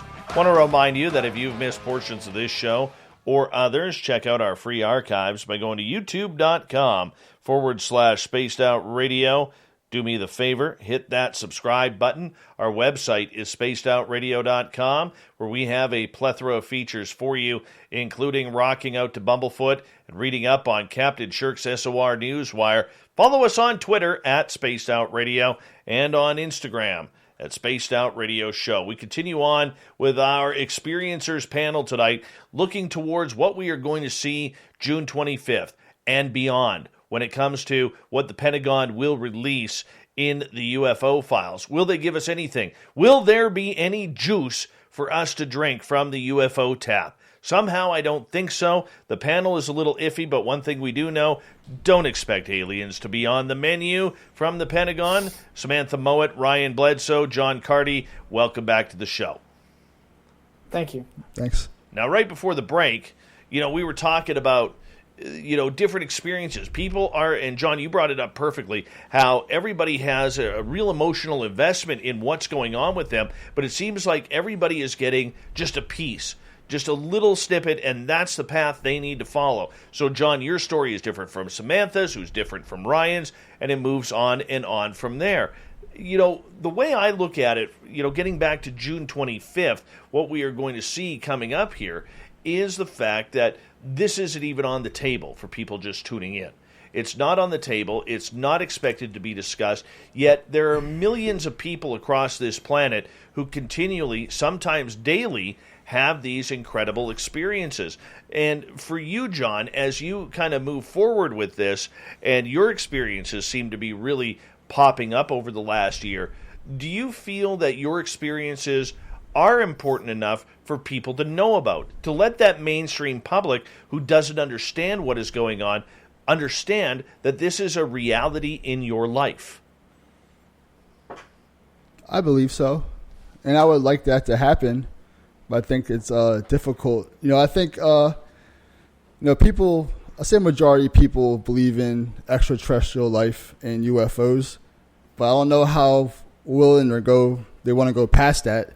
They might believe that there's UFOs flying around, but it might be too far-fetched for them to believe people are being taken. I don't think people have really gone that far with it yet. That's the way I look at it. I think we're ignored for the most part as well. I think the people I've met in this circle I have the best evidence I've ever seen about abduction I've ever seen in the mainstream, and will probably never see the light of day, which I think is a shame, I think we're ignored, and to me, I think we're the center of the whole story. Like, the abductees, that's what everything's about. That's why the UFOs are here. That's why the beings are here, because of the people they're taking. To me, we're the center of the story, but we're always left out. Mm-hmm. Samantha, you want to respond? No, I just fully agree with them. I agree that they're not focusing on the contactees. But Dave, if people were to start focusing on the contactees at this point, whether it's looking at John's experiences or my experiences or Ryan's experiences, could most people handle realizing how out of control and non-protected in one sense they are? With these beings able to, on a multidimensional and physical, this universal ability to come in and to abduct anyone at a given time. For most people, that could create a sense of anarchy and chaos, unfortunately. Well, let's go down that road, Samantha and John and Ryan. Okay, how do you think the public would react to the fact that aliens are potentially here? Sam, why don't you continue? Well, I think if you were to say to your average person, let's say in Canada or in America, and say, hey, look, there's ETs, they've been here for thousands of years, and they've been abducting your population, most people think, oh God, I'm going to be abducted tonight. They're saying this could happen, therefore it's going to happen to me. Not look at the fact that most people are not necessarily what these ETs are wanting to abduct. Think of it this way. A lot of the times they're abducting people because they have soul contracts with them. These people have either previous incarnations on other planets or that they have some form of affiliation with these beings. It would unfortunately create a sense of stress and anxiety for most people, which is what a lot of the extraterrestrials and multidimensionals are trying to avoid. They don't want to have humanity go into fear and crisis, move us out of that vibration, and that is why they, the extraterrestrials and multidimensionals, are not showing up in the sky in massive numbers, showing up over our cities saying we're here, because they're trying to do a soft disclosure very similar to how our government is, but they're doing it from the inside out. Meaning they have star seeds, people whose souls are extraterrestrial and multidimensional origin, incarnating down here, being abducted, making a soft disclosure happen. Ryan, what's your opinion? How would people react if they knew that there was an extraterrestrial presence on this planet? It depends how they're told to react. You know, like if they're told that it's all scary and it's a threat, they're going to be in terror. If they are told that there is something there and there's reports of it, you know, hurting some people, healing some people, let them decide. Ultimately, I think people need to be allowed to gauge for themselves how they want to react and not be told how to react. You know, but when people learn the truth that there is life out there, there's going to be some serious existential dread. There's going to be this idea, oh man, my religion was wrong. Well, my religion was right. There's going to be some shock in the collective consciousness, and it's going to take some time to pick up the pieces. And that's why, you know, there's people like us who, I've been seeing the phenomenon in my normal life for 14 years, and I'm going to tell you, it never hurt me, and it healed anybody that came around. So, see, for me, I worry about the public, and I've talked to Lou Elizondo about this, Sean Cahill, a number of people who have been researching this a hell of a lot longer than I have. And one of the things that I always bring up is I worry for the population. I worry what it's going to do when this reality or this new paradigm sinks in. I worry about the economy. I worry about the person who already feels hopeless and helpless. What are they going to do? I worry that there's going to be, I mean, look at the way we've treated people through COVID. I look at the way people are going to treat each other through this, because this is going to affect every single person on this planet. And I worry about that. Maybe I shouldn't. I don't want to make it sound like it's fear-mongering, because it's not. But it's empathy. It's empathy, and I do have concern that the public is not potentially ready, which is why I understand why ETs would not be on any documents coming June 25th. We don't want to deal with this yet. I think it's going to affect religions. It's going to affect the stock markets. You know, the only thing I really see moving forward here would be toilet paper, maybe Metamucil, and a lot of guns. A lot of guns being sold, right? And I don't worry about the aliens coming down when people buy guns. Okay, not that I'm not a gun guy, so I'm not trying to start a big gun debate here, okay? But this is what I see. I don't see them using those guns to protect themselves from the aliens. I see them trying to do something for their family. Or potentially say, well, the aliens are here, not much else to live for. Armageddon has begun, and I've got a list. or I'm going to make sure I'm going to go live out in the wilderness, and I'm going to set up a camp in a cave. This is where I'm going to live from now on, and I need a rifle and 15,000 rounds of ammunition in order to survive because I'm living off of wildlife from now on. I don't want them aliens to find me. This is the potential that I see happening. Am I out of line here, John? Yeah, but what type of event would convince that many people to act that way? Like, what would have to happen to even start that? It would have to be like some type of global event, pretty much, right?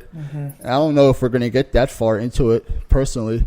You know, it would have to be something like undeniable that the whole world sees for them to react that way. I think it starts off with whomever the president of the United States is when they stand up at the podium at the White House and says, my fellow Americans, we are not alone in this universe. That's where it begins. I think that would never happen. Personally, I don't think that would ever happen. But if it did happen, yes, it could start that way as well. But I think that's I would love to see it happen. Trust me, I'd be so happy. But I just don't see it, unfortunately.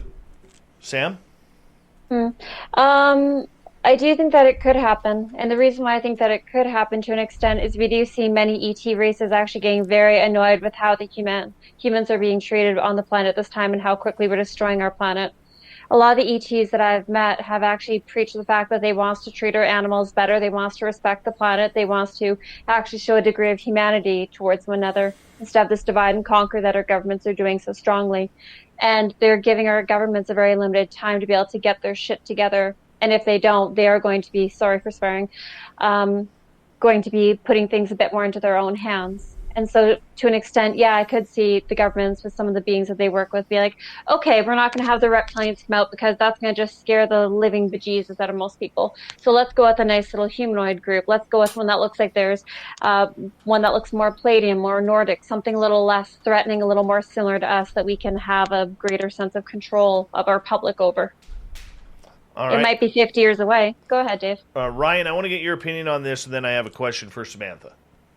Could you reiterate the question? I was really yeah. I mean, it's a heavy topic, but just in regards to, I can see that the government is not wanting to talk about this because of the fear that could happen within the public. You know, in the end, we have 7.8 billion people on this planet that are going to be affected by this, and we got to make sure that not everybody's freaking out, or a good portion of them are not by any sort of understanding of an ET presence on Earth. So how do you approach, from the government's perspective, how do you approach the subject, right? Exactly. You get a rock star who the majority of the world grew up with, because the majority of the world are millennials, who sold platinum albums to make the subject cool again. You make it entertaining. I'm just saying, pay attention to what some of these folks are saying.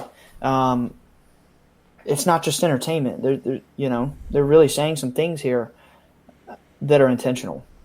And I need to be careful.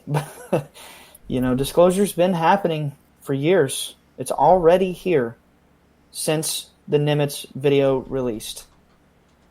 I honestly don't think that the president will come out on TV and say, my fellow Americans, there's aliens here, because that's not the process. The process is drip. Years ago, they were talking about bacteria on Mars. That was a drip. The Nimitz. That turned the faucet on. Now everything you see these people in these communities, like intelligence, media, whatever, all these discussions they're having are, changing the collective unconscious, shaping the way that we see it. It's not just going to be some bam, okay, they're real. I don't think that's it. I think it's going to be very speculative. I have read some of these DARPA documents. They're always very speculative. And I am just concerned that they're going to speculate, is it a threat? I hope they don't. I really hope they don't. Because they know it's not all a threat. All right, I have a couple questions here. Lots over in the UK is asking, Samantha, is there a way people can protect themselves from mind control plus psychotronic weapons and technology? As far as the tech is concerned, I'm sorry, I don't know any ways to properly protect yourself from the tech. With the psychotronic weapons, I haven't figured that one out. I have no idea how to protect me from that or how to protect you from that. With mind control, the easiest way is to honestly not have TV. It's called programming for a reason, unfortunately. I agree with that one.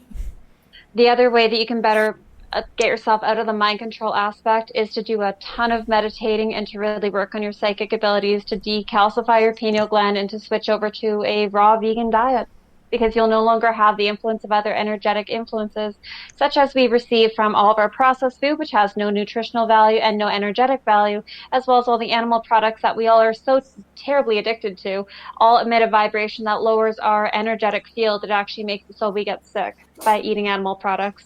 So that's the only way I could think of to actually protect yourself from mind control. Sorry. Not giving up bacon. Not giving up bacon. No. Wow. All right. Zach is asking the panel, your thoughts on alien implants. Do any of you have one? Yeah. I do have an implant. Where's yours? I have a dental implant. I do not have an alien implant. Oh, I'm about to say.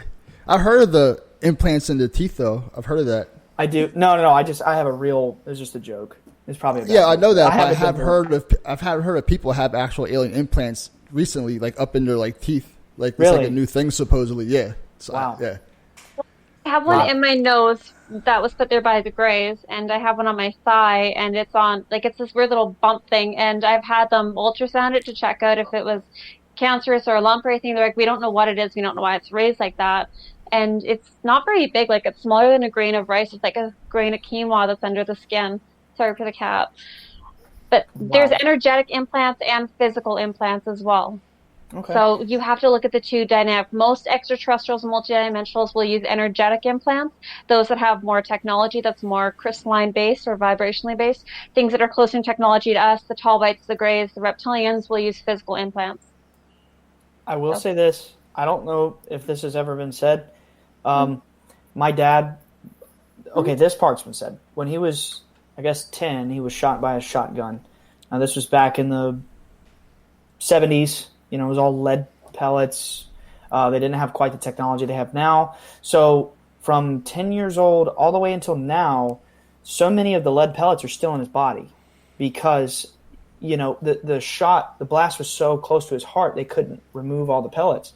What happens if there's a foreign anomaly in the body? It pushes to the surface, right? Like a splinter. So my dad, at this age, almost 60 years old, he can lift his shirt, and he has lead pellets on the skin of his stomach. Now, when his experience happened, people started saying, do you have implants? You need to take a magnet to your body into those pellets. And honestly, one of them, lead is not magnetic, but one of them is magnetic. So I don't know. That's a shocker to me. We never got it sliced out by a surgeon and tested to see if it was an implant. But my dad definitely has something magnetic in his stomach that if it was one of those lead pellets, it wouldn't respond to the magnet. So I don't know. Maybe he has an implant. I know I'm implanted. For myself, are you? Oh yeah, go ahead. Yeah, You tell. I have no idea. There's nothing to tell. I have no clue. If I kind of assume I do, but I'm not sure. Oh, it's only an assumption. I think you've got aliens. You've got aliens. Well, I'm sure. I know I do, but you know, as far as the implant, I mean, I got plenty of holes and scars on me. There could be one somewhere in those areas, but I haven't checked for sure. I'm a little nervous to do so. Mine is in the back of my head. And it's funny because this actually ties to Samantha. This is the games the extraterrestrials or whomever plays.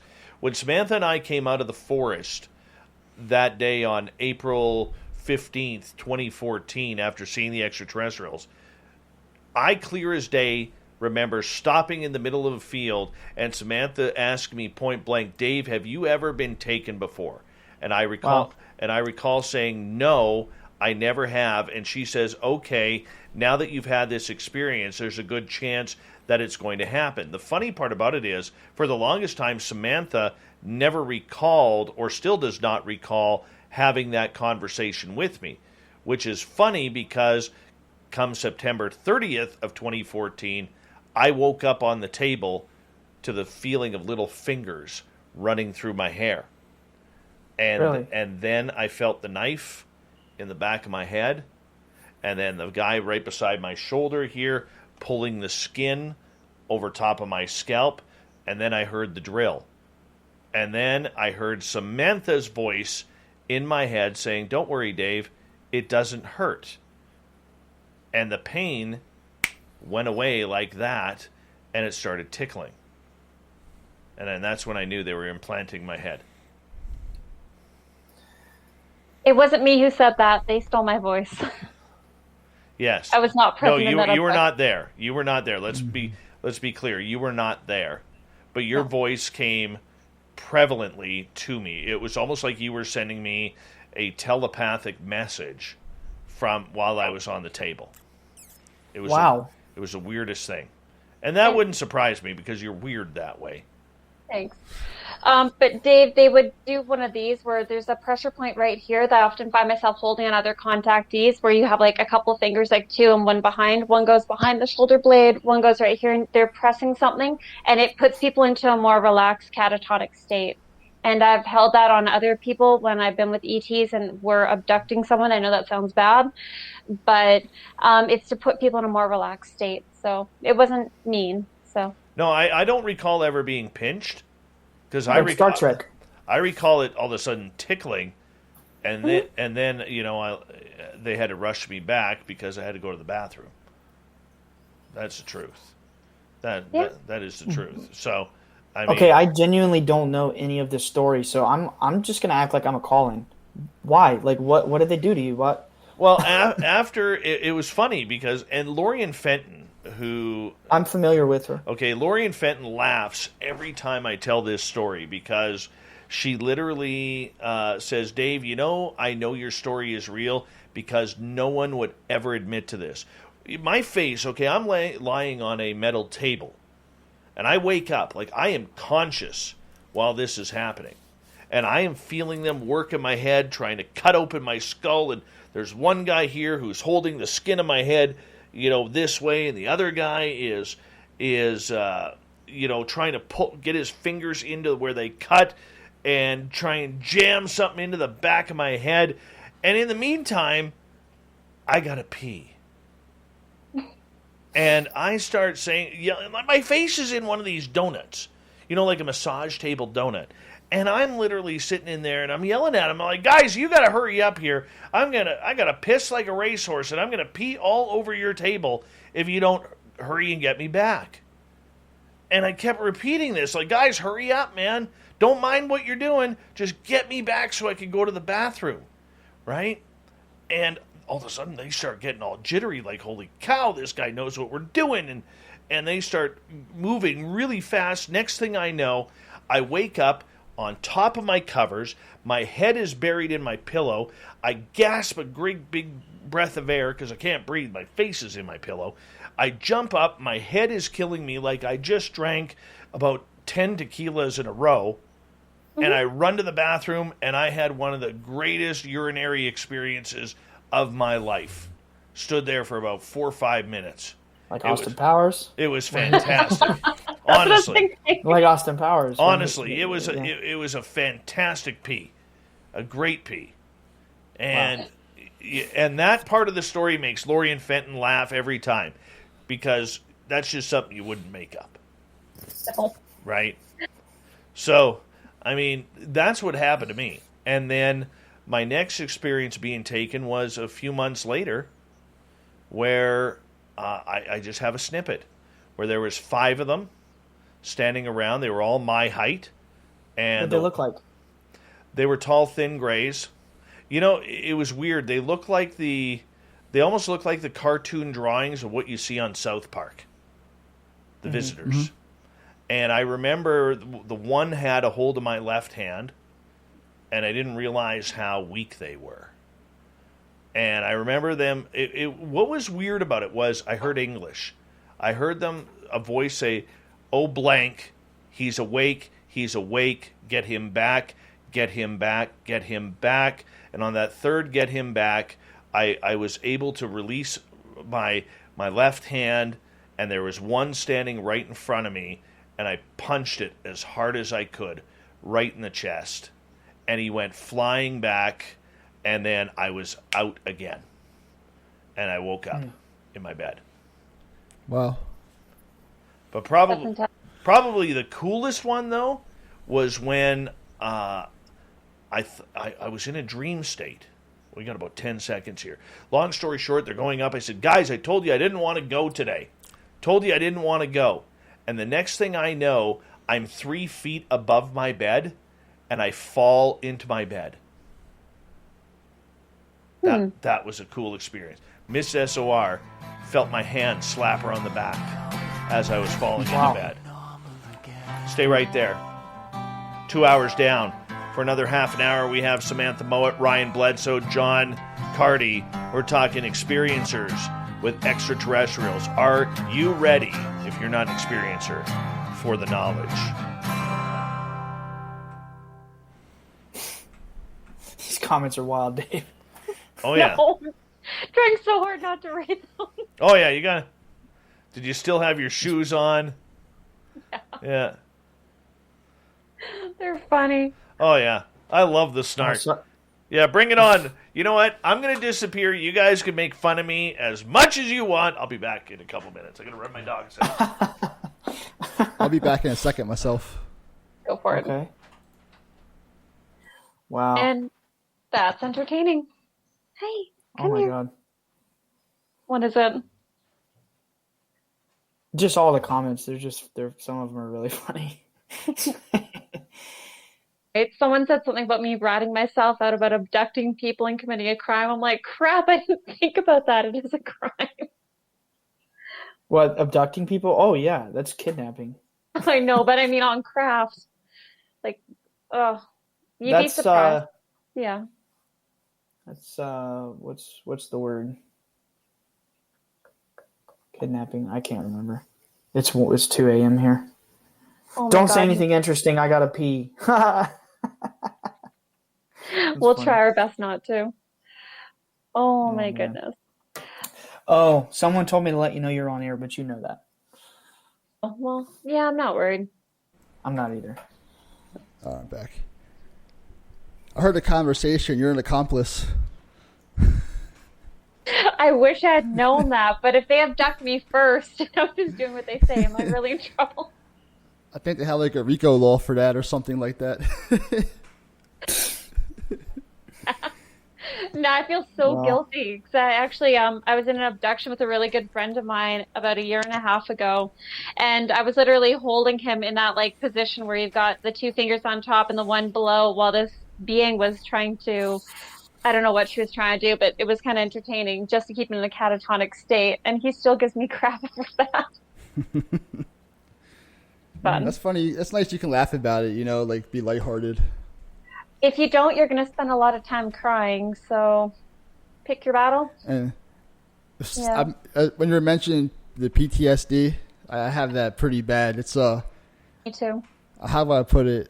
It's crippling. I think it just cripples you sometimes. Where I just don't want to see nobody or do nothing, or just want to shut down and recharge in a way. Like just Yeah. it's weird. It comes and goes.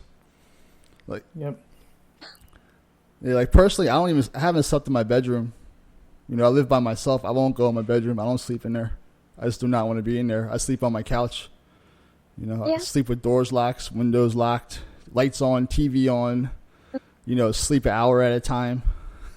I fully understand that when I do, but the way I've come to realize it is it doesn't matter where you sleep. They can tell where you are in your home by your vibration, by your aura.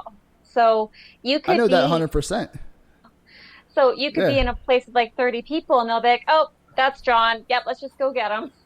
Knock everyone else out. I know that. I know that for a fact. I just can't do it. At least in the living room, somehow I can fall asleep because the incident happened while I was in the bedroom. It kind of messed me up that bad where I don't even want to be in a bedroom by myself. So I know that sleep on a couch doesn't matter, but I can at least go to sleep. That's comforting. Yeah, it's kind of where I'm at. And I try to go in my bedroom. I might last a day, maybe 2, but then I'm right back on the couch again. I'm sorry. I'm not laughing at you. I'm I so know. sorry. These comments are just wild. I spend most of my time in chat rooms as well, so I know it gets crazy in there. Sometimes it's completely off topic. It has nothing to do with this show. It's like its own little world. No, but I understand how you feel with like the not being able to sleep in your bedroom. I have a hard time sleeping if I'm home by myself. I can't do it. Mm-hmm. Like I won't be able to fall asleep. So Yeah, if I wake up and my TV shut off on its own, I like freak out and turn it back on again and then go back to sleep. But it's normal. Like it's not a big deal anymore. It sounds bad when I talk about it and think about it, but when I'm in the motions, it's nothing. It's just regular, everyday. I'm used to it. yeah, just do whatever's best for your own mental health. That's kind of the one thing I've found with contact is everything, like my feelings about how other people perceive me, I had to toss all that out the window and just focus on what's best for me. It's easier that way. Yeah. This is so much fun. I'll tell you what, man, it gets easier. Mm-hmm. My brother Chris Jr., he was kind of like what you're describing. Like he couldn't sleep without a light on or, doors unlocked for years. It does get easier. A lot easier with time. It has been, but just the thought of seeing them eye to eye again, it's just, I accept what's going on. I told them too, I was like, you can do whatever you want to me. I just don't want to see you. And that has been the case. And for some reason, I think they heard that because, have you seen them since? Not in visions and remote viewing, but not in person in real time. No, that's the one thing I'm still kind of terrified about. But I accept it. But the fear, I can't control it. I can't make it go away. Even though I want it to, I want to accept it. It just lingers, and it's pretty powerful. So. That's just the one incident I'm trying to avoid, but I know I can't avoid it forever. It's going to happen. That's one thing I can say for sure. That's where I'm getting pushed towards. I'm getting a crash course and getting prepped. It's the way I, all my footage and everything I go through. That's what my John, conclusion. I'm going to cut you off right there because we have 20 seconds. I'll ask you, do you guys want to continue this through the last half hour, or do you guys want to call it the night? Sure. Okay. It's up to you guys. I'm good. Let's run with it. There's a lot of audience questions coming up here, so we're going to go in 5 seconds here.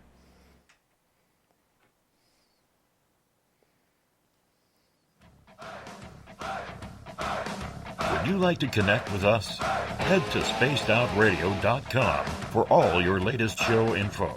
Now, back to Dave Scott and SOR. Third and final hour of Spaced Out Radio is underway tonight. My name is Dave Scott. Thank you so much for taking the time to join us.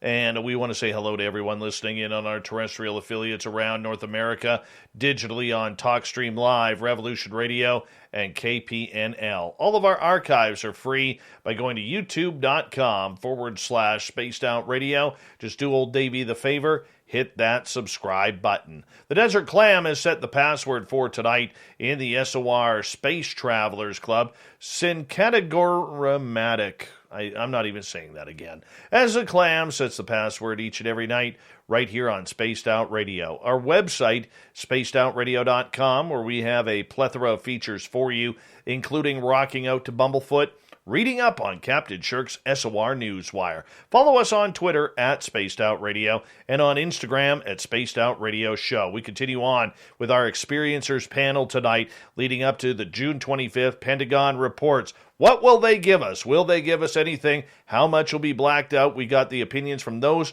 who are experiencing this almost on a daily level. Samantha Mowat is with us. John Carty, Ryan Bledsoe as well.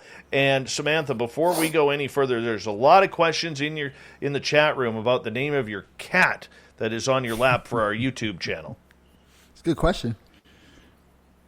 We couldn't hear you, hun. Hunter Moon. Hunter Moon. Aw.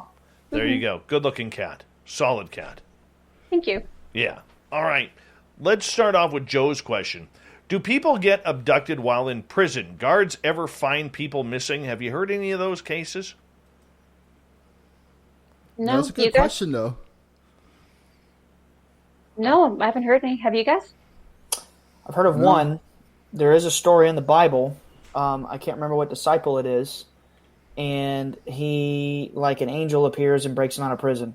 Now, I know that's funny. I know you're thinking, what does that have to do with UFOs?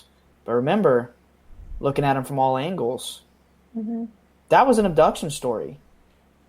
Thinking outside of the box. For sure. I think that's what the UFO phenomenon is. They were describing it back then. The angel, whatever. It's all the same thing. Yeah, I agree with that. Definitely.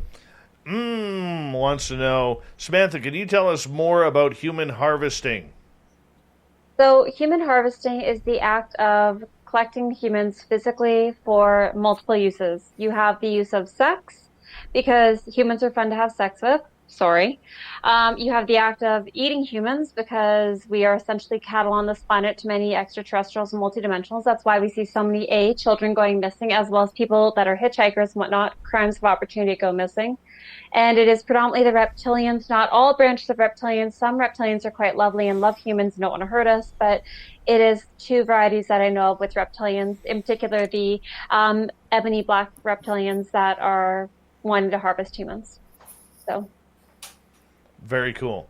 Very cool. I want to ask you guys, as we wait for more audience questions here, okay, what do you want the public to know about the experience? All right, we're going to hear a lot about the military experiences over the next while. We're talking years here. We're not going to hear for a while about these experiences that people are having. John, what do you want people to know about this phenomena? I think it's pretty simple. I just want them to know it's real. Pretty much. It's the most simple way I can put it, that it's real. It's really happening. People are really living this, you know. It happens through people's whole entire lives. It's not a joke. No, we're not crazy. It's not dreams. We're not making it up. That it's real. It's probably the realest thing in my life, to be honest with you. Everything else is just almost fake to me. Like, I feel like we have a glimpse of what life really is, unfortunately. I feel fortunate. I know more than a common person. I see things that most people don't see, you know? I think that's a positive. So, you know, just people understanding that it's real. It's not a joke, you know. A lot of people dismiss it and just say the person's crazy, which, you know, I think is ridiculous, but, you know, it kind of is what it is. But, yeah. How about for you, Ryan? What does the public really need to know about this subject? That it would be absurd to think that anything, how can I say it? You know, if we really were on this evolutionary journey of the soul, that these enlightened, multidimensional beings wouldn't have evolved past evil. And I just really feel it's important for people to understand that if you're told that there's some threat that's coming here to like invade us, they're abusing you. That's what I think people need to know. Mm-hmm. And for you, Samantha? I would like to expand upon Ryan's, actually. When we look at these various beings that are coming here, we have to remember that everything from the greys to the mantis beings to the reptilians to the Pleiadians to light beings, crystal beings, everything has the capacity for good and evil, as is mentioned in books such as the Bible, as Ryan has touched upon several times tonight. We do recognize that there were even fallen angels, which are much higher vibrational beings than ourselves, highly psychic, highly capable beings to go between the dimensions that were capable of miraculous and beautiful things, yet they too were not completely untouched by evil. And my concern with the humanities aspect of looking at the extraterrestrials and multidimensionals is that they're going to paint the various beings with one brush or another. We'll have good or evil based upon our own manipulated perceptions. It could be manipulated through media, manipulated by government, or even manipulated by our own naivety. When we look at the beings such as the Greys, most people look at them with a place of fear, not realizing that some of the most lovely beings I've ever had the pleasure of encountering have been of the Grey variety. And so that's where my concern comes in with humanity, is if they can only know one thing, do not judge these beings any differently than you would judge humans. Judge them on the individual, not on their pure collective. Do you think, any one of you can jump in on this, do you think the public is ready for extraterrestrials? And knowing that this phenomena, what you are all going through, what others are going through, is real? Yeah, I would say no. Why is that, John? Opposite. I just don't feel. I think it's possibly like an information overload. You know, they're just coming around believing in UFOs, in my opinion. You know, I think I have a hard time handling it. and it's happening to me. I know kind of what's going on, and I have a hard time accepting it. The average person, I think it would be difficult for them. That's just my opinion. I hope I'm wrong about that. I think we all deserve to know and should be able to accept it. That's what I hope would happen, but that's not how I see it happening. Ryan, how about you? I think people have a right to the truth. Sometimes truth hurts. I'm kind of right between the two of you. I do want the public to know, but I want it to be done, unfortunately, in increments. I think if you were to dump all of what the four of us know about ufology onto the standard person, I think most people have a mental breakdown. So perhaps going in a kindergarten through university level, bit by bit, year after year, is our best approach to this subject matter. And I would agree with that, but I'll take it a step further. I think the public is so self-consumed with their own lives, their 2.1 children, their dog, their cat, their goldfish, their daytime job, their social media accounts, the taking photos of dinners, and the latest bottle of wine that they're trying. I think that they are too self-absorbed and self-consumed to even understand the magnitude of how this will affect them. Now, earlier on, we said, that this has the implications of being something that really negatively affects what is going on this planet.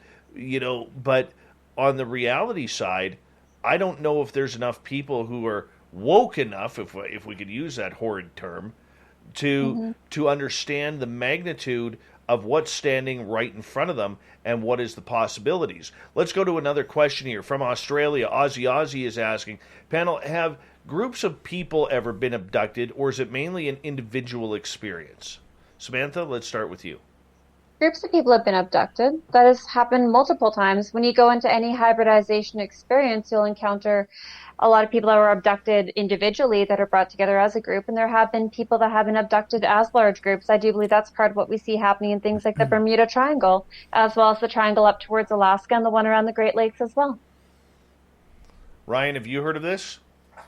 My dad and Chase Klotsky had missing time together. Tell us about that. Well, they were walking out towards where we live.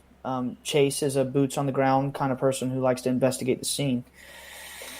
Do you know Chase, Dave, or know of her? You know who I'm talking about? Chase used to love me until I mentioned my unequivocal unsupportiveness of the To the Stars Academy. Oh, and then I got blocked from everything. Okay, I got called. I don't want you to think I do support them. No, I got called fake news by her. Really? Oh. Wow. Yes. Anyway, I live in my own little bubble. Like, I don't know any of this. Anyway, and I don't necessarily support To the Stars. I just know these people. I wanted to clarify that. Anyway, what was the question? Oh, the Chase thing.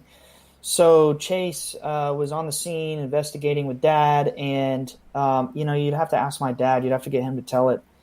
I wasn't there, but basically they had about 15 minutes of missing time between Dad, Chase, and I think it was Chase's husband Pete was with them. And when they came to, they were a quarter mile to a half mile in a different location. Wow. Wow. Have you ever had that happen, Samantha? Being brought from one location to another, yes, multiple times. In particular, I lived on a farm in Campbell River, Graham. Sorry, the cat keeps trying to play with the computer, so I'm trying to move computer away from cat. That's okay. What's that like to all of a sudden show up in a different location? Honestly, it can kind of scare the crap out of you, especially if you wake up. Okay, let me give you a lot more recent one. Last year, I think it was last year, not the year before, I woke up in my nightgown and I was literally about a block and a half from my house, standing in front of an apartment building and a small mall complex. And it scared the crap out of me because it was cold out, it was dark out, and I'm wondering why the hell am I outside in my underwear and a nightdress? Not really somewhere you want to be in the middle of the night with no idea how you got there. And I look up and I saw a black triangular UFO. And this is maybe like a 10-minute walk from my house. So when they do stuff like that, honestly, it is a bit of a piss off because you're like, come on, you know where I live. The least you could have done is put me back in the right space.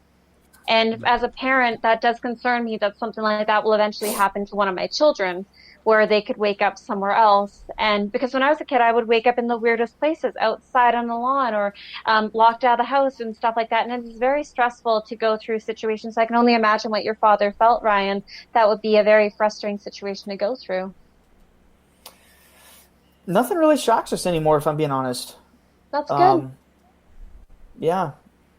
John, if anything, we're relieved. Sorry, go ahead. John, have you ever had any location changes? I've went from my bedroom to my driveway.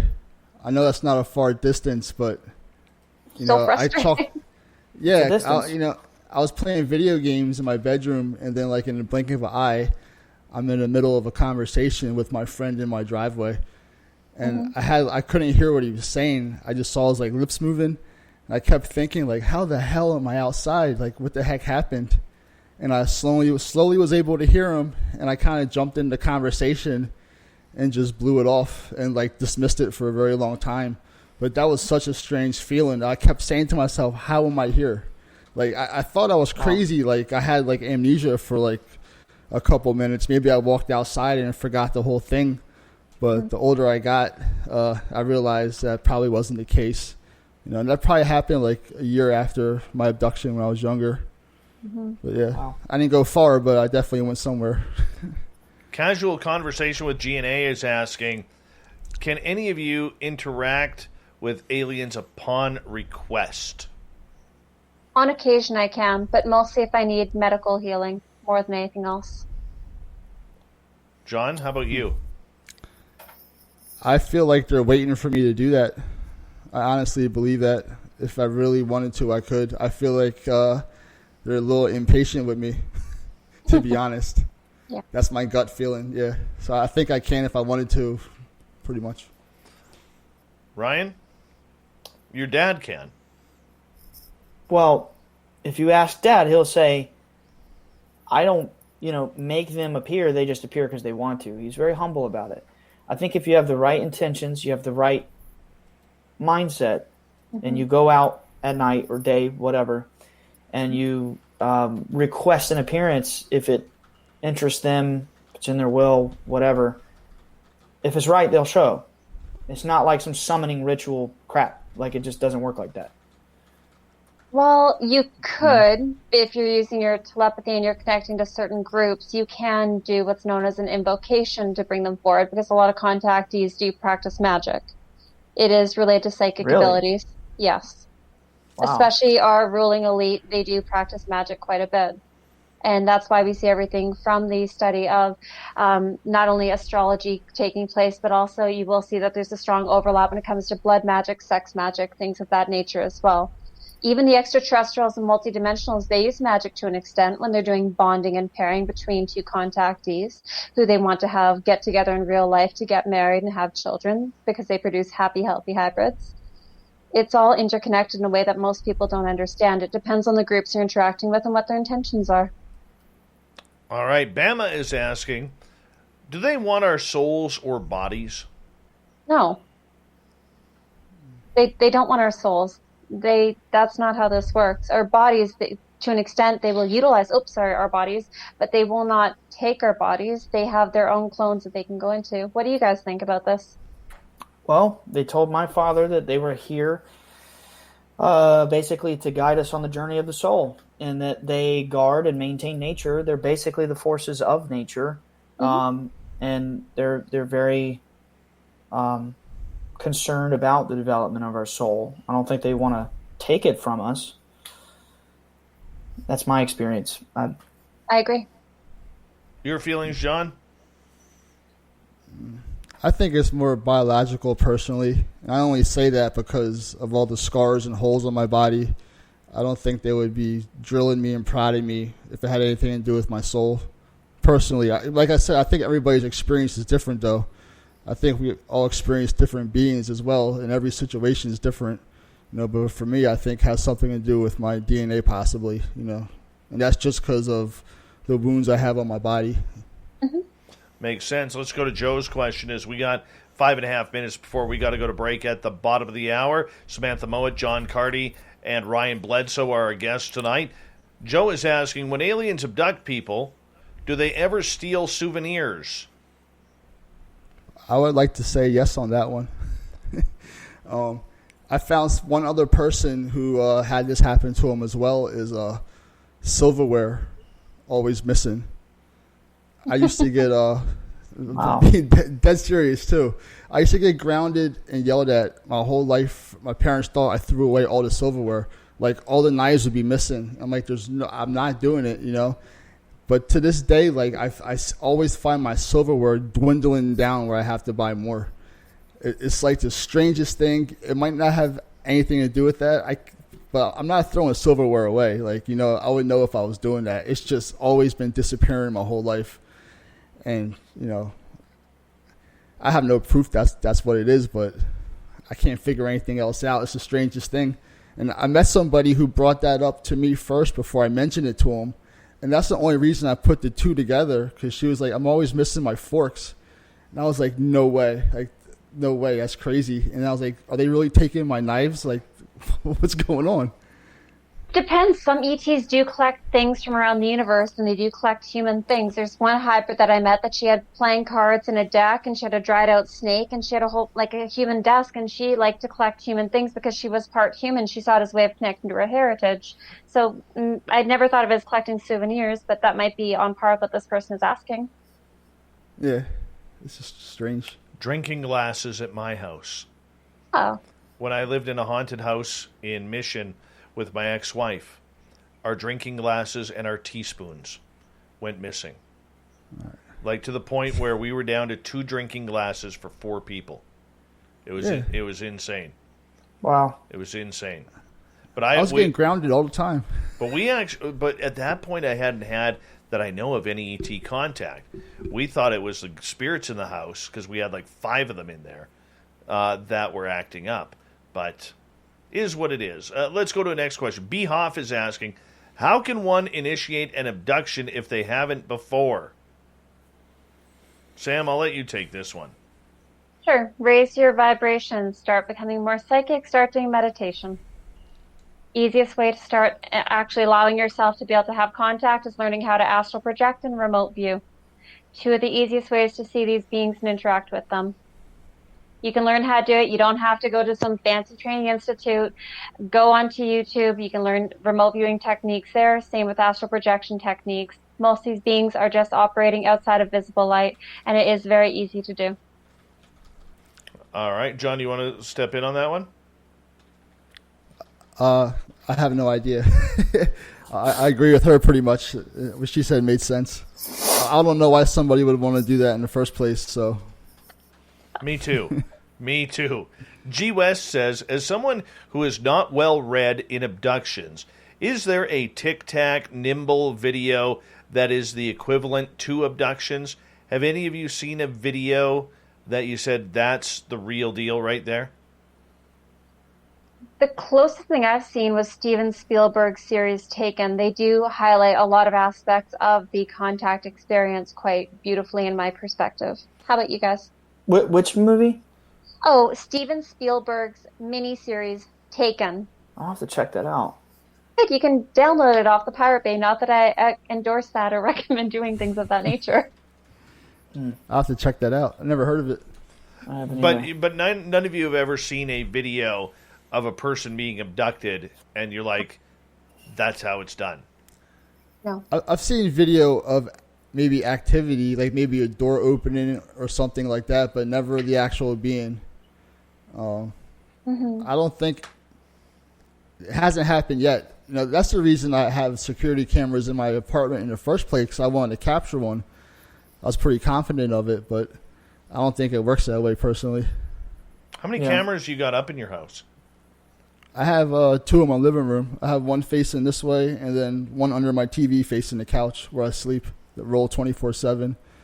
And I've actually captured some like alien orb figures and shadow people, so that's been pretty fun. Getting some footage. That's amazing.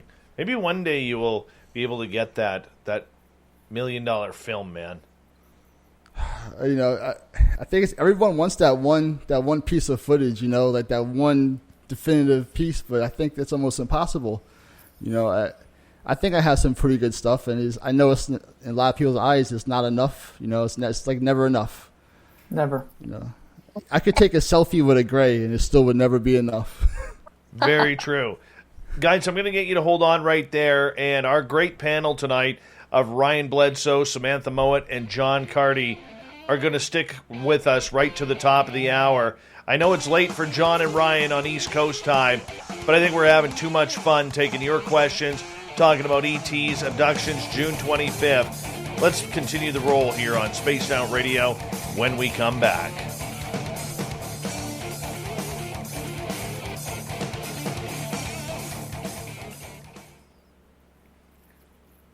All right, we're clear.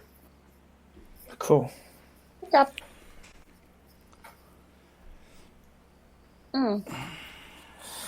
It's getting later and later. I'm good. I promise I'm not bored. Hey, you're doing great, Ryan. You're doing great. I'll fire you Yes, up this half definitely hour. Okay. You don't I'm gonna look step away to tired. use the bathroom. There you go. Trust me. Yeah, it's 2:30 here. I'll be right back. I'm gonna use the restroom. Okay. Yep. Oh my goodness.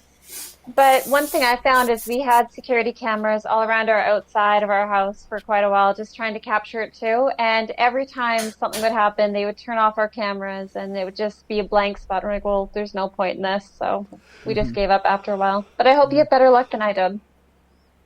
Yeah, well, lucky, like somehow I've been capturing like orbs, like a lot of them, every single morning, every morning at the same time.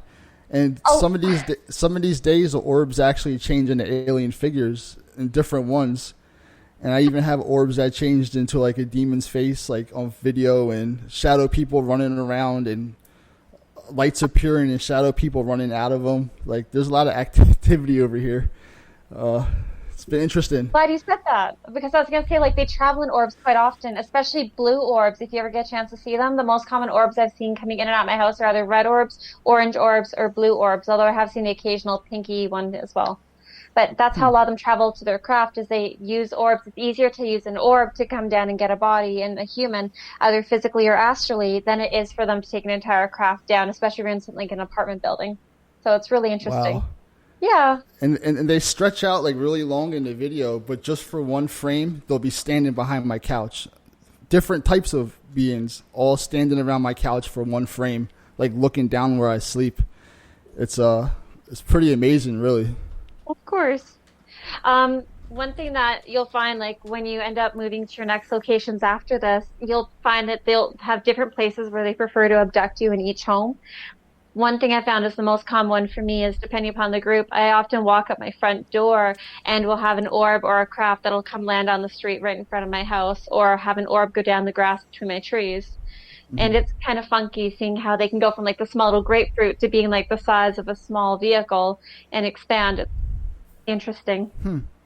What's weird with my situation is the orbs and the beings only appear after I wake up and go to work.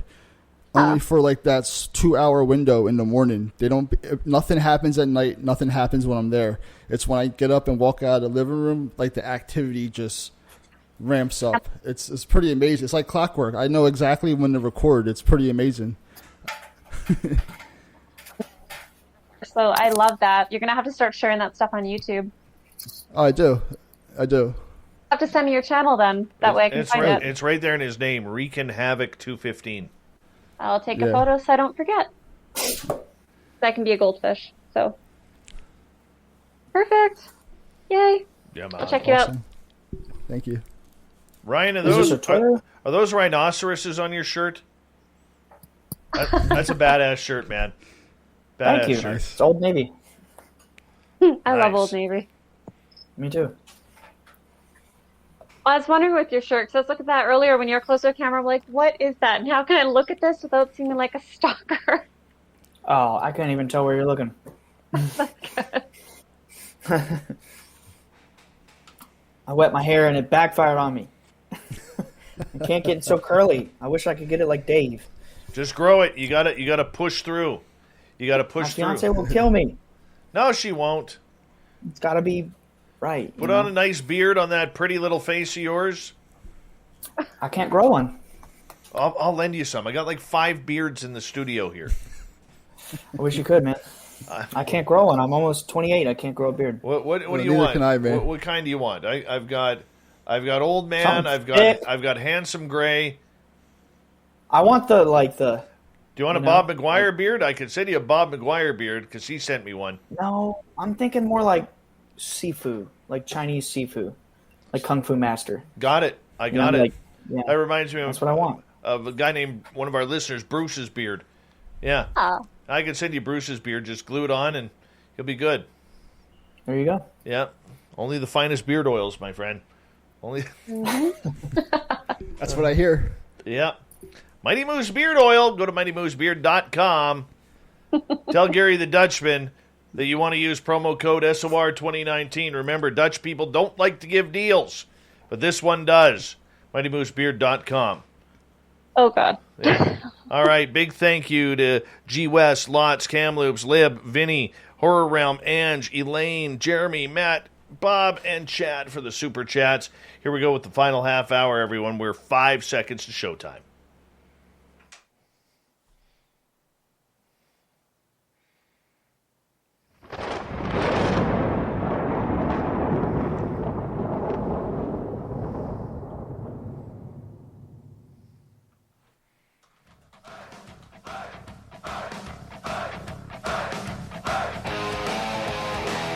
Final half hour of Spaced Out Radio is now underway. My name is Dave Scott.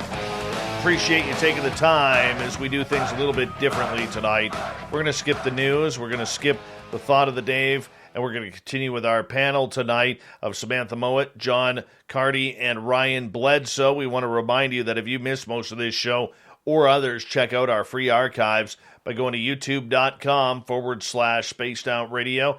Do me the favor, hit that subscribe button. Our website is spacedoutradio.com, where we have a plethora of features for you, including rocking out to Bumblefoot and reading up on Captain Shirk's SOR Newswire. Follow us on Twitter at Spaced Out Radio and on Instagram, Spaced Out Radio Show. Now, we're going to get right to audience questions here with our panel who is talking about UFO and ETs, abductions, ET contact. What does this mean come June 25th? We have all agreed that this is not going to be anywhere close to what the Pentagon releases in just a few days from now, but that's okay. We're telling real stories, real experiences here. We're going to start off with a question from, let's get to it here. Let's go to Big J, who is asking, what was the first time being taken like? John, You guys are better for this. John, let's start with you. What I think is the first time is the only time that I remember, and I don't remember actually being taken. The last thing I remember is just seeing them looking in my window. I only remember maybe 2 minutes. That 2-minute experience is all I remember pretty much my whole life. But, I know it's continuing. With the first time, it was it definitely caught me off guard. It came out of nowhere, that's for sure, and definitely stunned me and affected the rest of my life. It wasn't a positive experience for me at all. I wish I could have looked at it a little differently and approached it differently looking back on it, because I had nothing to be afraid of. It's just, the randomness that it can happen at any given second, I think, is what scared me the most. So I have to say it was pretty scary. For me, I woke up on the table, and as I said earlier, and that's where it really freaked me out, because I didn't know what was going on. I was excited because my friend Samantha told me it was going to happen, even though she doesn't remember me telling her that. And I was, I remember laying there thinking, I wonder what they're going to do. And then all of a sudden I hear the saw. And I'm like, oh, that doesn't feel good. And then all of a sudden it started tickling, because telepathically I heard Samantha's voice telling me it doesn't hurt. And all the pain went away, and I started giggling and laughing until I had to pee. So that's how mine went. But, I mean, I recall 7 or 8 of my experiences now of being taken. And a couple of them I don't want to remember. A couple of them I think are really cool. A couple of them I just don't understand. I don't understand. But it is what it is. That's the way it goes. Ryan, you haven't been taken yet, have you? Not to my knowledge. Oh, you're boring. I have a lot. You're boring. Not boring. I'm teasing, by the way. It's okay. I can take a joke. All right, let's go over to Jennifer's question. She is asking, have you guys witnessed other beings being abducted or others being abducted where you were present for other people's abductions? Yes. No. I've seen my kids be abducted, my parents be abducted, my sister be abducted. I was abducted with a woman that I went to one of my mommy groups with. She and I remembered seeing each other when I lived in Mission, which was entertaining. And I've been abducted and abducted my primary hybridization breeding partner on multiple occasions. And when he's ready to start speaking about this publicly, I'd love to have him verify this as well. Wow. Mm-hmm. It's entertaining. That's the best way to view it. You can't really look at it from fear or anxiety or from even complete jubilation or anything, because we are not educated enough to really understand what their true objectives are behind these abductions.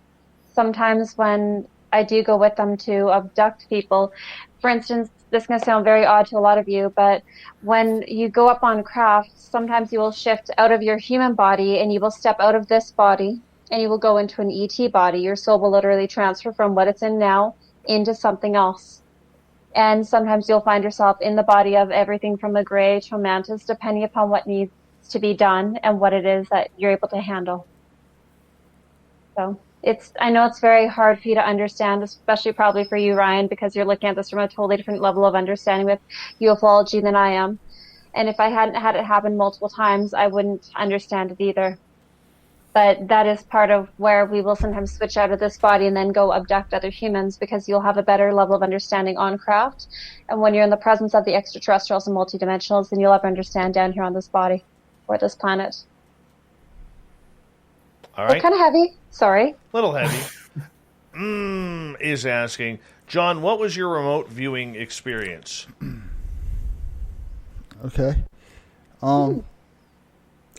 One night I just went to sleep, but instead of having a dream, I had like a remote viewing experience.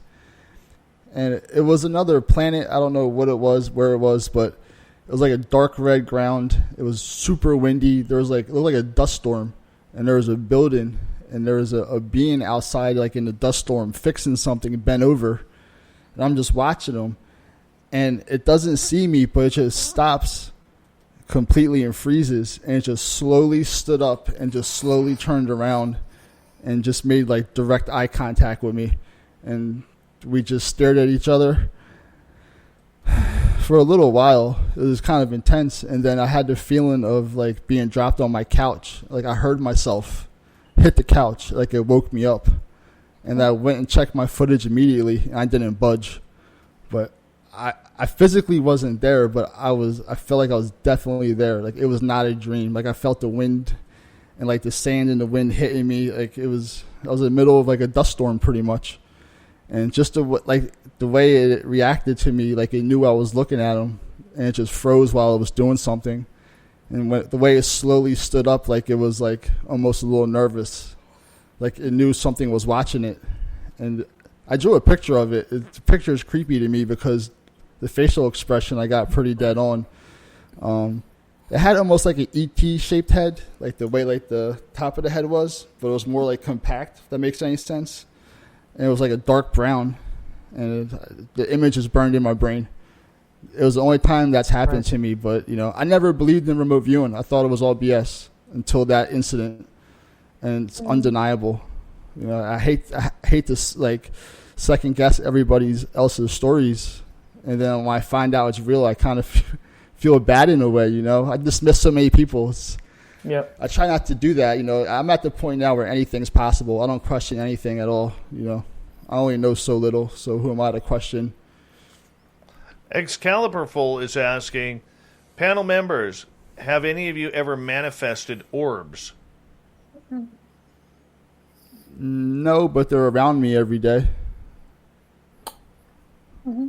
I mean, I wouldn't say I manifest orbs, but they appear in a very high frequency around, Me too. I think they kind of have their own free will like we do. And they're just a soul that, you know, doesn't necessarily need a body like we do. And they can come and go as they please. Zach is asking, I think I might be a hybrid. How can I tell? Well, there's a number of ways you can tell if you're a hybrid. One, are you going through extraterrestrial multidimensional contact? Quite often these beings will end up following their hybrid charges that are here on Earth because they have an invested interest in the bloodlines. They want to see, is this hybrid going to be prone to schizophrenia? Are they prone to health conditions? What are we seeing as far as their psychic abilities are concerned? What are we seeing as far as human passing is concerned? Those are one way that you could tell. As well, there are a lot of physical features that you can look for with people when it comes to hybridization. So, are you extremely fertile? Do you find that you have a lot of orchestrated relationships coming in and out? Do you find that you're being watched by ETs a lot of multiple different varieties as well? Whereas when we look at the physical features, are there certain ET races that you look like you're a mix of this and ET?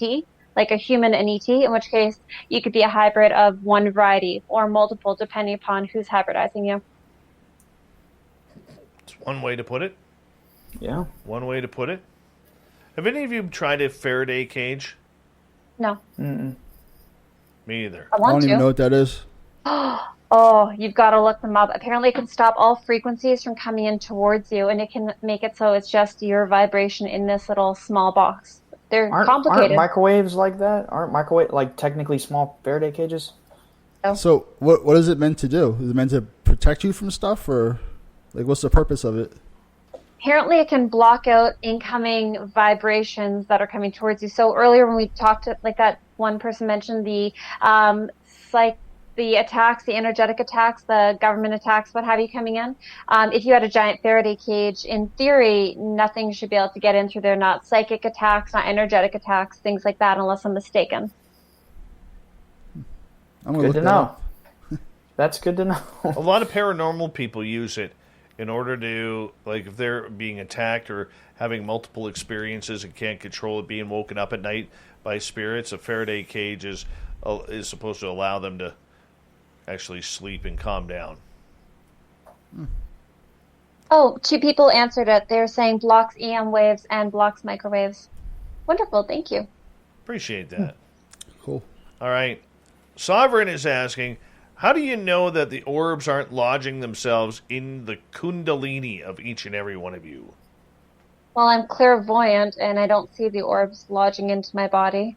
I've seen everything from attachments and orbs into my aura, but the orbs that I do see in my aura on occasion are often my hybrid children or my physical children being born. I've never seen orbs just lodge into someone's aura along their chakra system and stay there. That's not quite how that works. Interesting.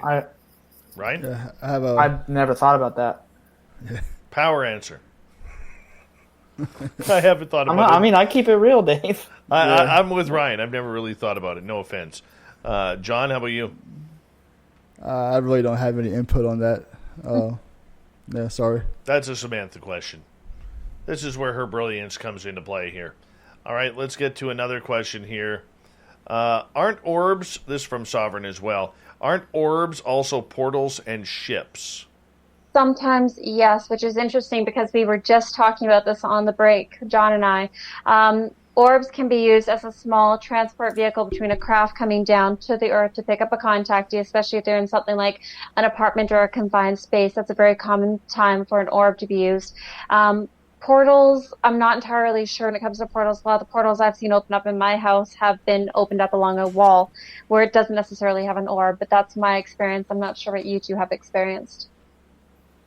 So. I haven't experienced anything. I've seen orbs come out of nowhere, but I've never seen them expand or shrink. Saw a big one with some friends on my patio back in my Mission, British Columbia days. That one was really cool because it was traveling along the Fraser River and then made a 90-degree turn to south and did a complete 180-degree turn to fly back over Mission, and then all 4 of us watched it like it just, like you have something in your hand and it just drops. That's what it did, right out of the sky. It was amazing. Wow. Very cool. Yes. We think it went into a lake called Hayward Lake because there was a lot of strange stuff that happened in that area. But that's about it. Let's go here. Vinny is asking, anyone had a Myla or Men in Black experience? Ryan, let's start with you on this one. You've had a lot of weird people show up in your yard. I think that speaks for itself, man. I mean, I very much have been vocal about the fact that people have come to my property, have flashed clearances, whatever. They've made some claims, and some have made comments like we'd be arrested if we said certain things or killed or what have you. Did they wear black suits and ties? No. That's Hollywood. It's like kind of look here, and then it's really going on over here. Hollywood is programming. You can't think about it in a literal, Go ahead. What do you think, though, and I apologize for cutting you off, That's about okay. Lou Elizondo saying that Men in Black don't exist? I think he's right. I think that there are a lot of propaganda subjects that they push to make experiencers like us look pretty unhinged. And I'm telling you, I never had a guy in a black suit show up on my property. They're usually in normal clothes, and they say, "Hey, we're from so and so." I'm not going to say names for my comfort. They're in the CIA. They send a civilian, plausible deniability. They harass you, give you threats, whatever. They're just not in black suits. That's Hollywood. They're not called the Men in Black. They're called something else, which I have not said. Samantha? I've only had one MyLab experience where I've seen two people who are dressed similar to that, and they never spoke. They're there for one moment, and they end up walking away. So, not really, no. John, any Men in Black experiences? No. Nope. Excalibur has a question for Ryan. Did your father ever see any UFOs when he was flying? No. He quit flying planes in 1994 when my grandfather passed away. So he hasn't flown a plane since the 90s. His initial encounter happened in 2007. Shar is asking, why do you think ETs are safe when they take an experiment without consent? Why? Depends on the ET group. Some of them do have consent. Quite often people make soul contracts with these beings prior to incarnating, and in which case you can be abducted from birth until death if you're born to certain bloodlines, and that is the agreement that you make when you're born into those bloodlines, especially if you go through hybridization. Other groups do not have consent. For instance, people who have just one abduction in a lifetime, who are just, in one sense, victims of opportunity, those beings would not necessarily always have consent to take the people that they have. And so I don't know why they're not being necessarily punished or, I guess, kept better in line. I don't know. What do you think, Ryan? In my experience, it's not like that at all. In my experience, you got to think, 2007, these shiny beings show up and they say, hey, we're basically the guardians of nature, and they're going to come out and lie about aliens, and maybe they made us think a certain way. I don't know. But in my experience, that doesn't even happen. And then the CIA came to my property since I was a teen and tried to convince us it does happen, if I'm being honest. So I don't know. It's a very hard question for me. I could see where that would be. John? Yeah, I'm not sure about this one. I kind of believe they do what they do because they feel like they have the right to do so. Maybe that's their position. That maybe that's how it's supposed to be. Maybe they're entitled. Who knows? But I think. Go ahead. Oh, go ahead. I'm sorry. No, you're good. Okay, please finish. I'm finished. Go ahead.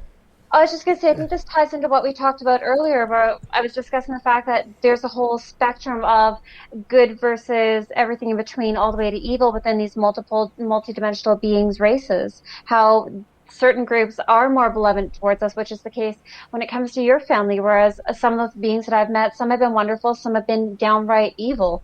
And I think that's why it's really important for all of us to share our opinions, is we get a better understanding about the true diversity of this universe when we look at what all is out there and we take into account everything that's happened to everyone. So that's just my perspective, though.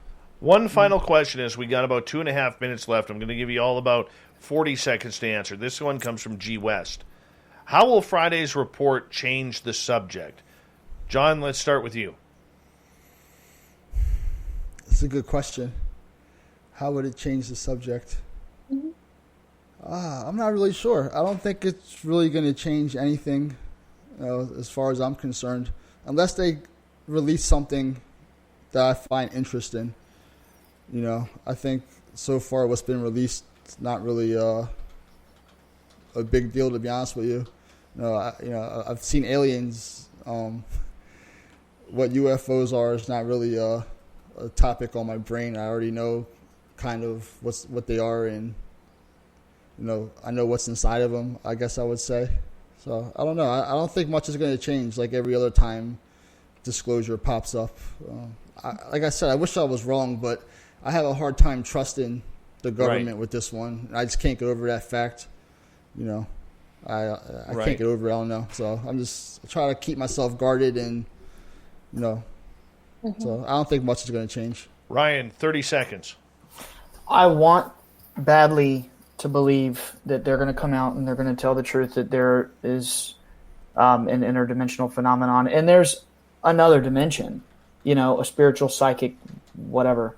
And I am holding my breath that they'll do the right thing, and we'll see. Samantha, you get the final word on this one. You got about 35 seconds. No worries.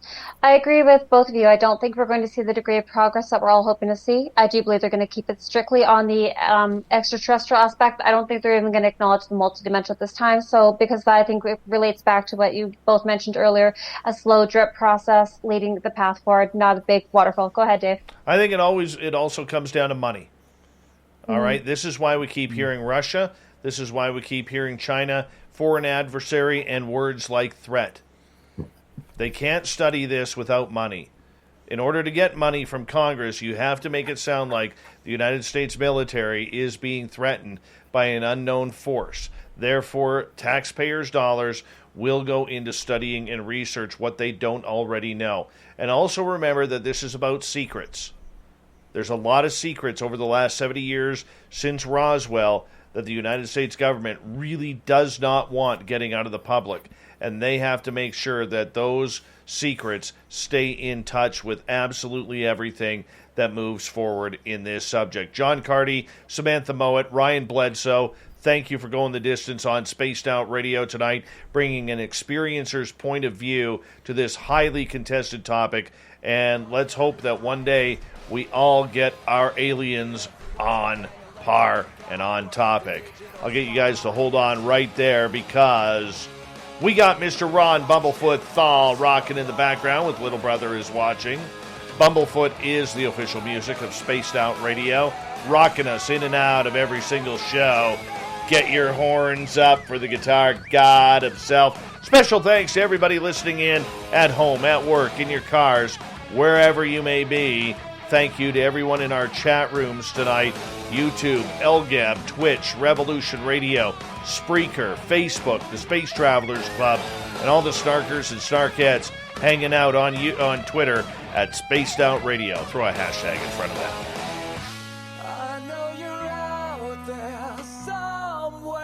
Remember, this show is copyright by Spaced Out Radio and SOR Media Ventures Limited. Thank you so much for choosing to share your evening with us, because together, my friends, we're watching. We own the night. Mr. Bumblefoot, we need a favor. We need you to take us home.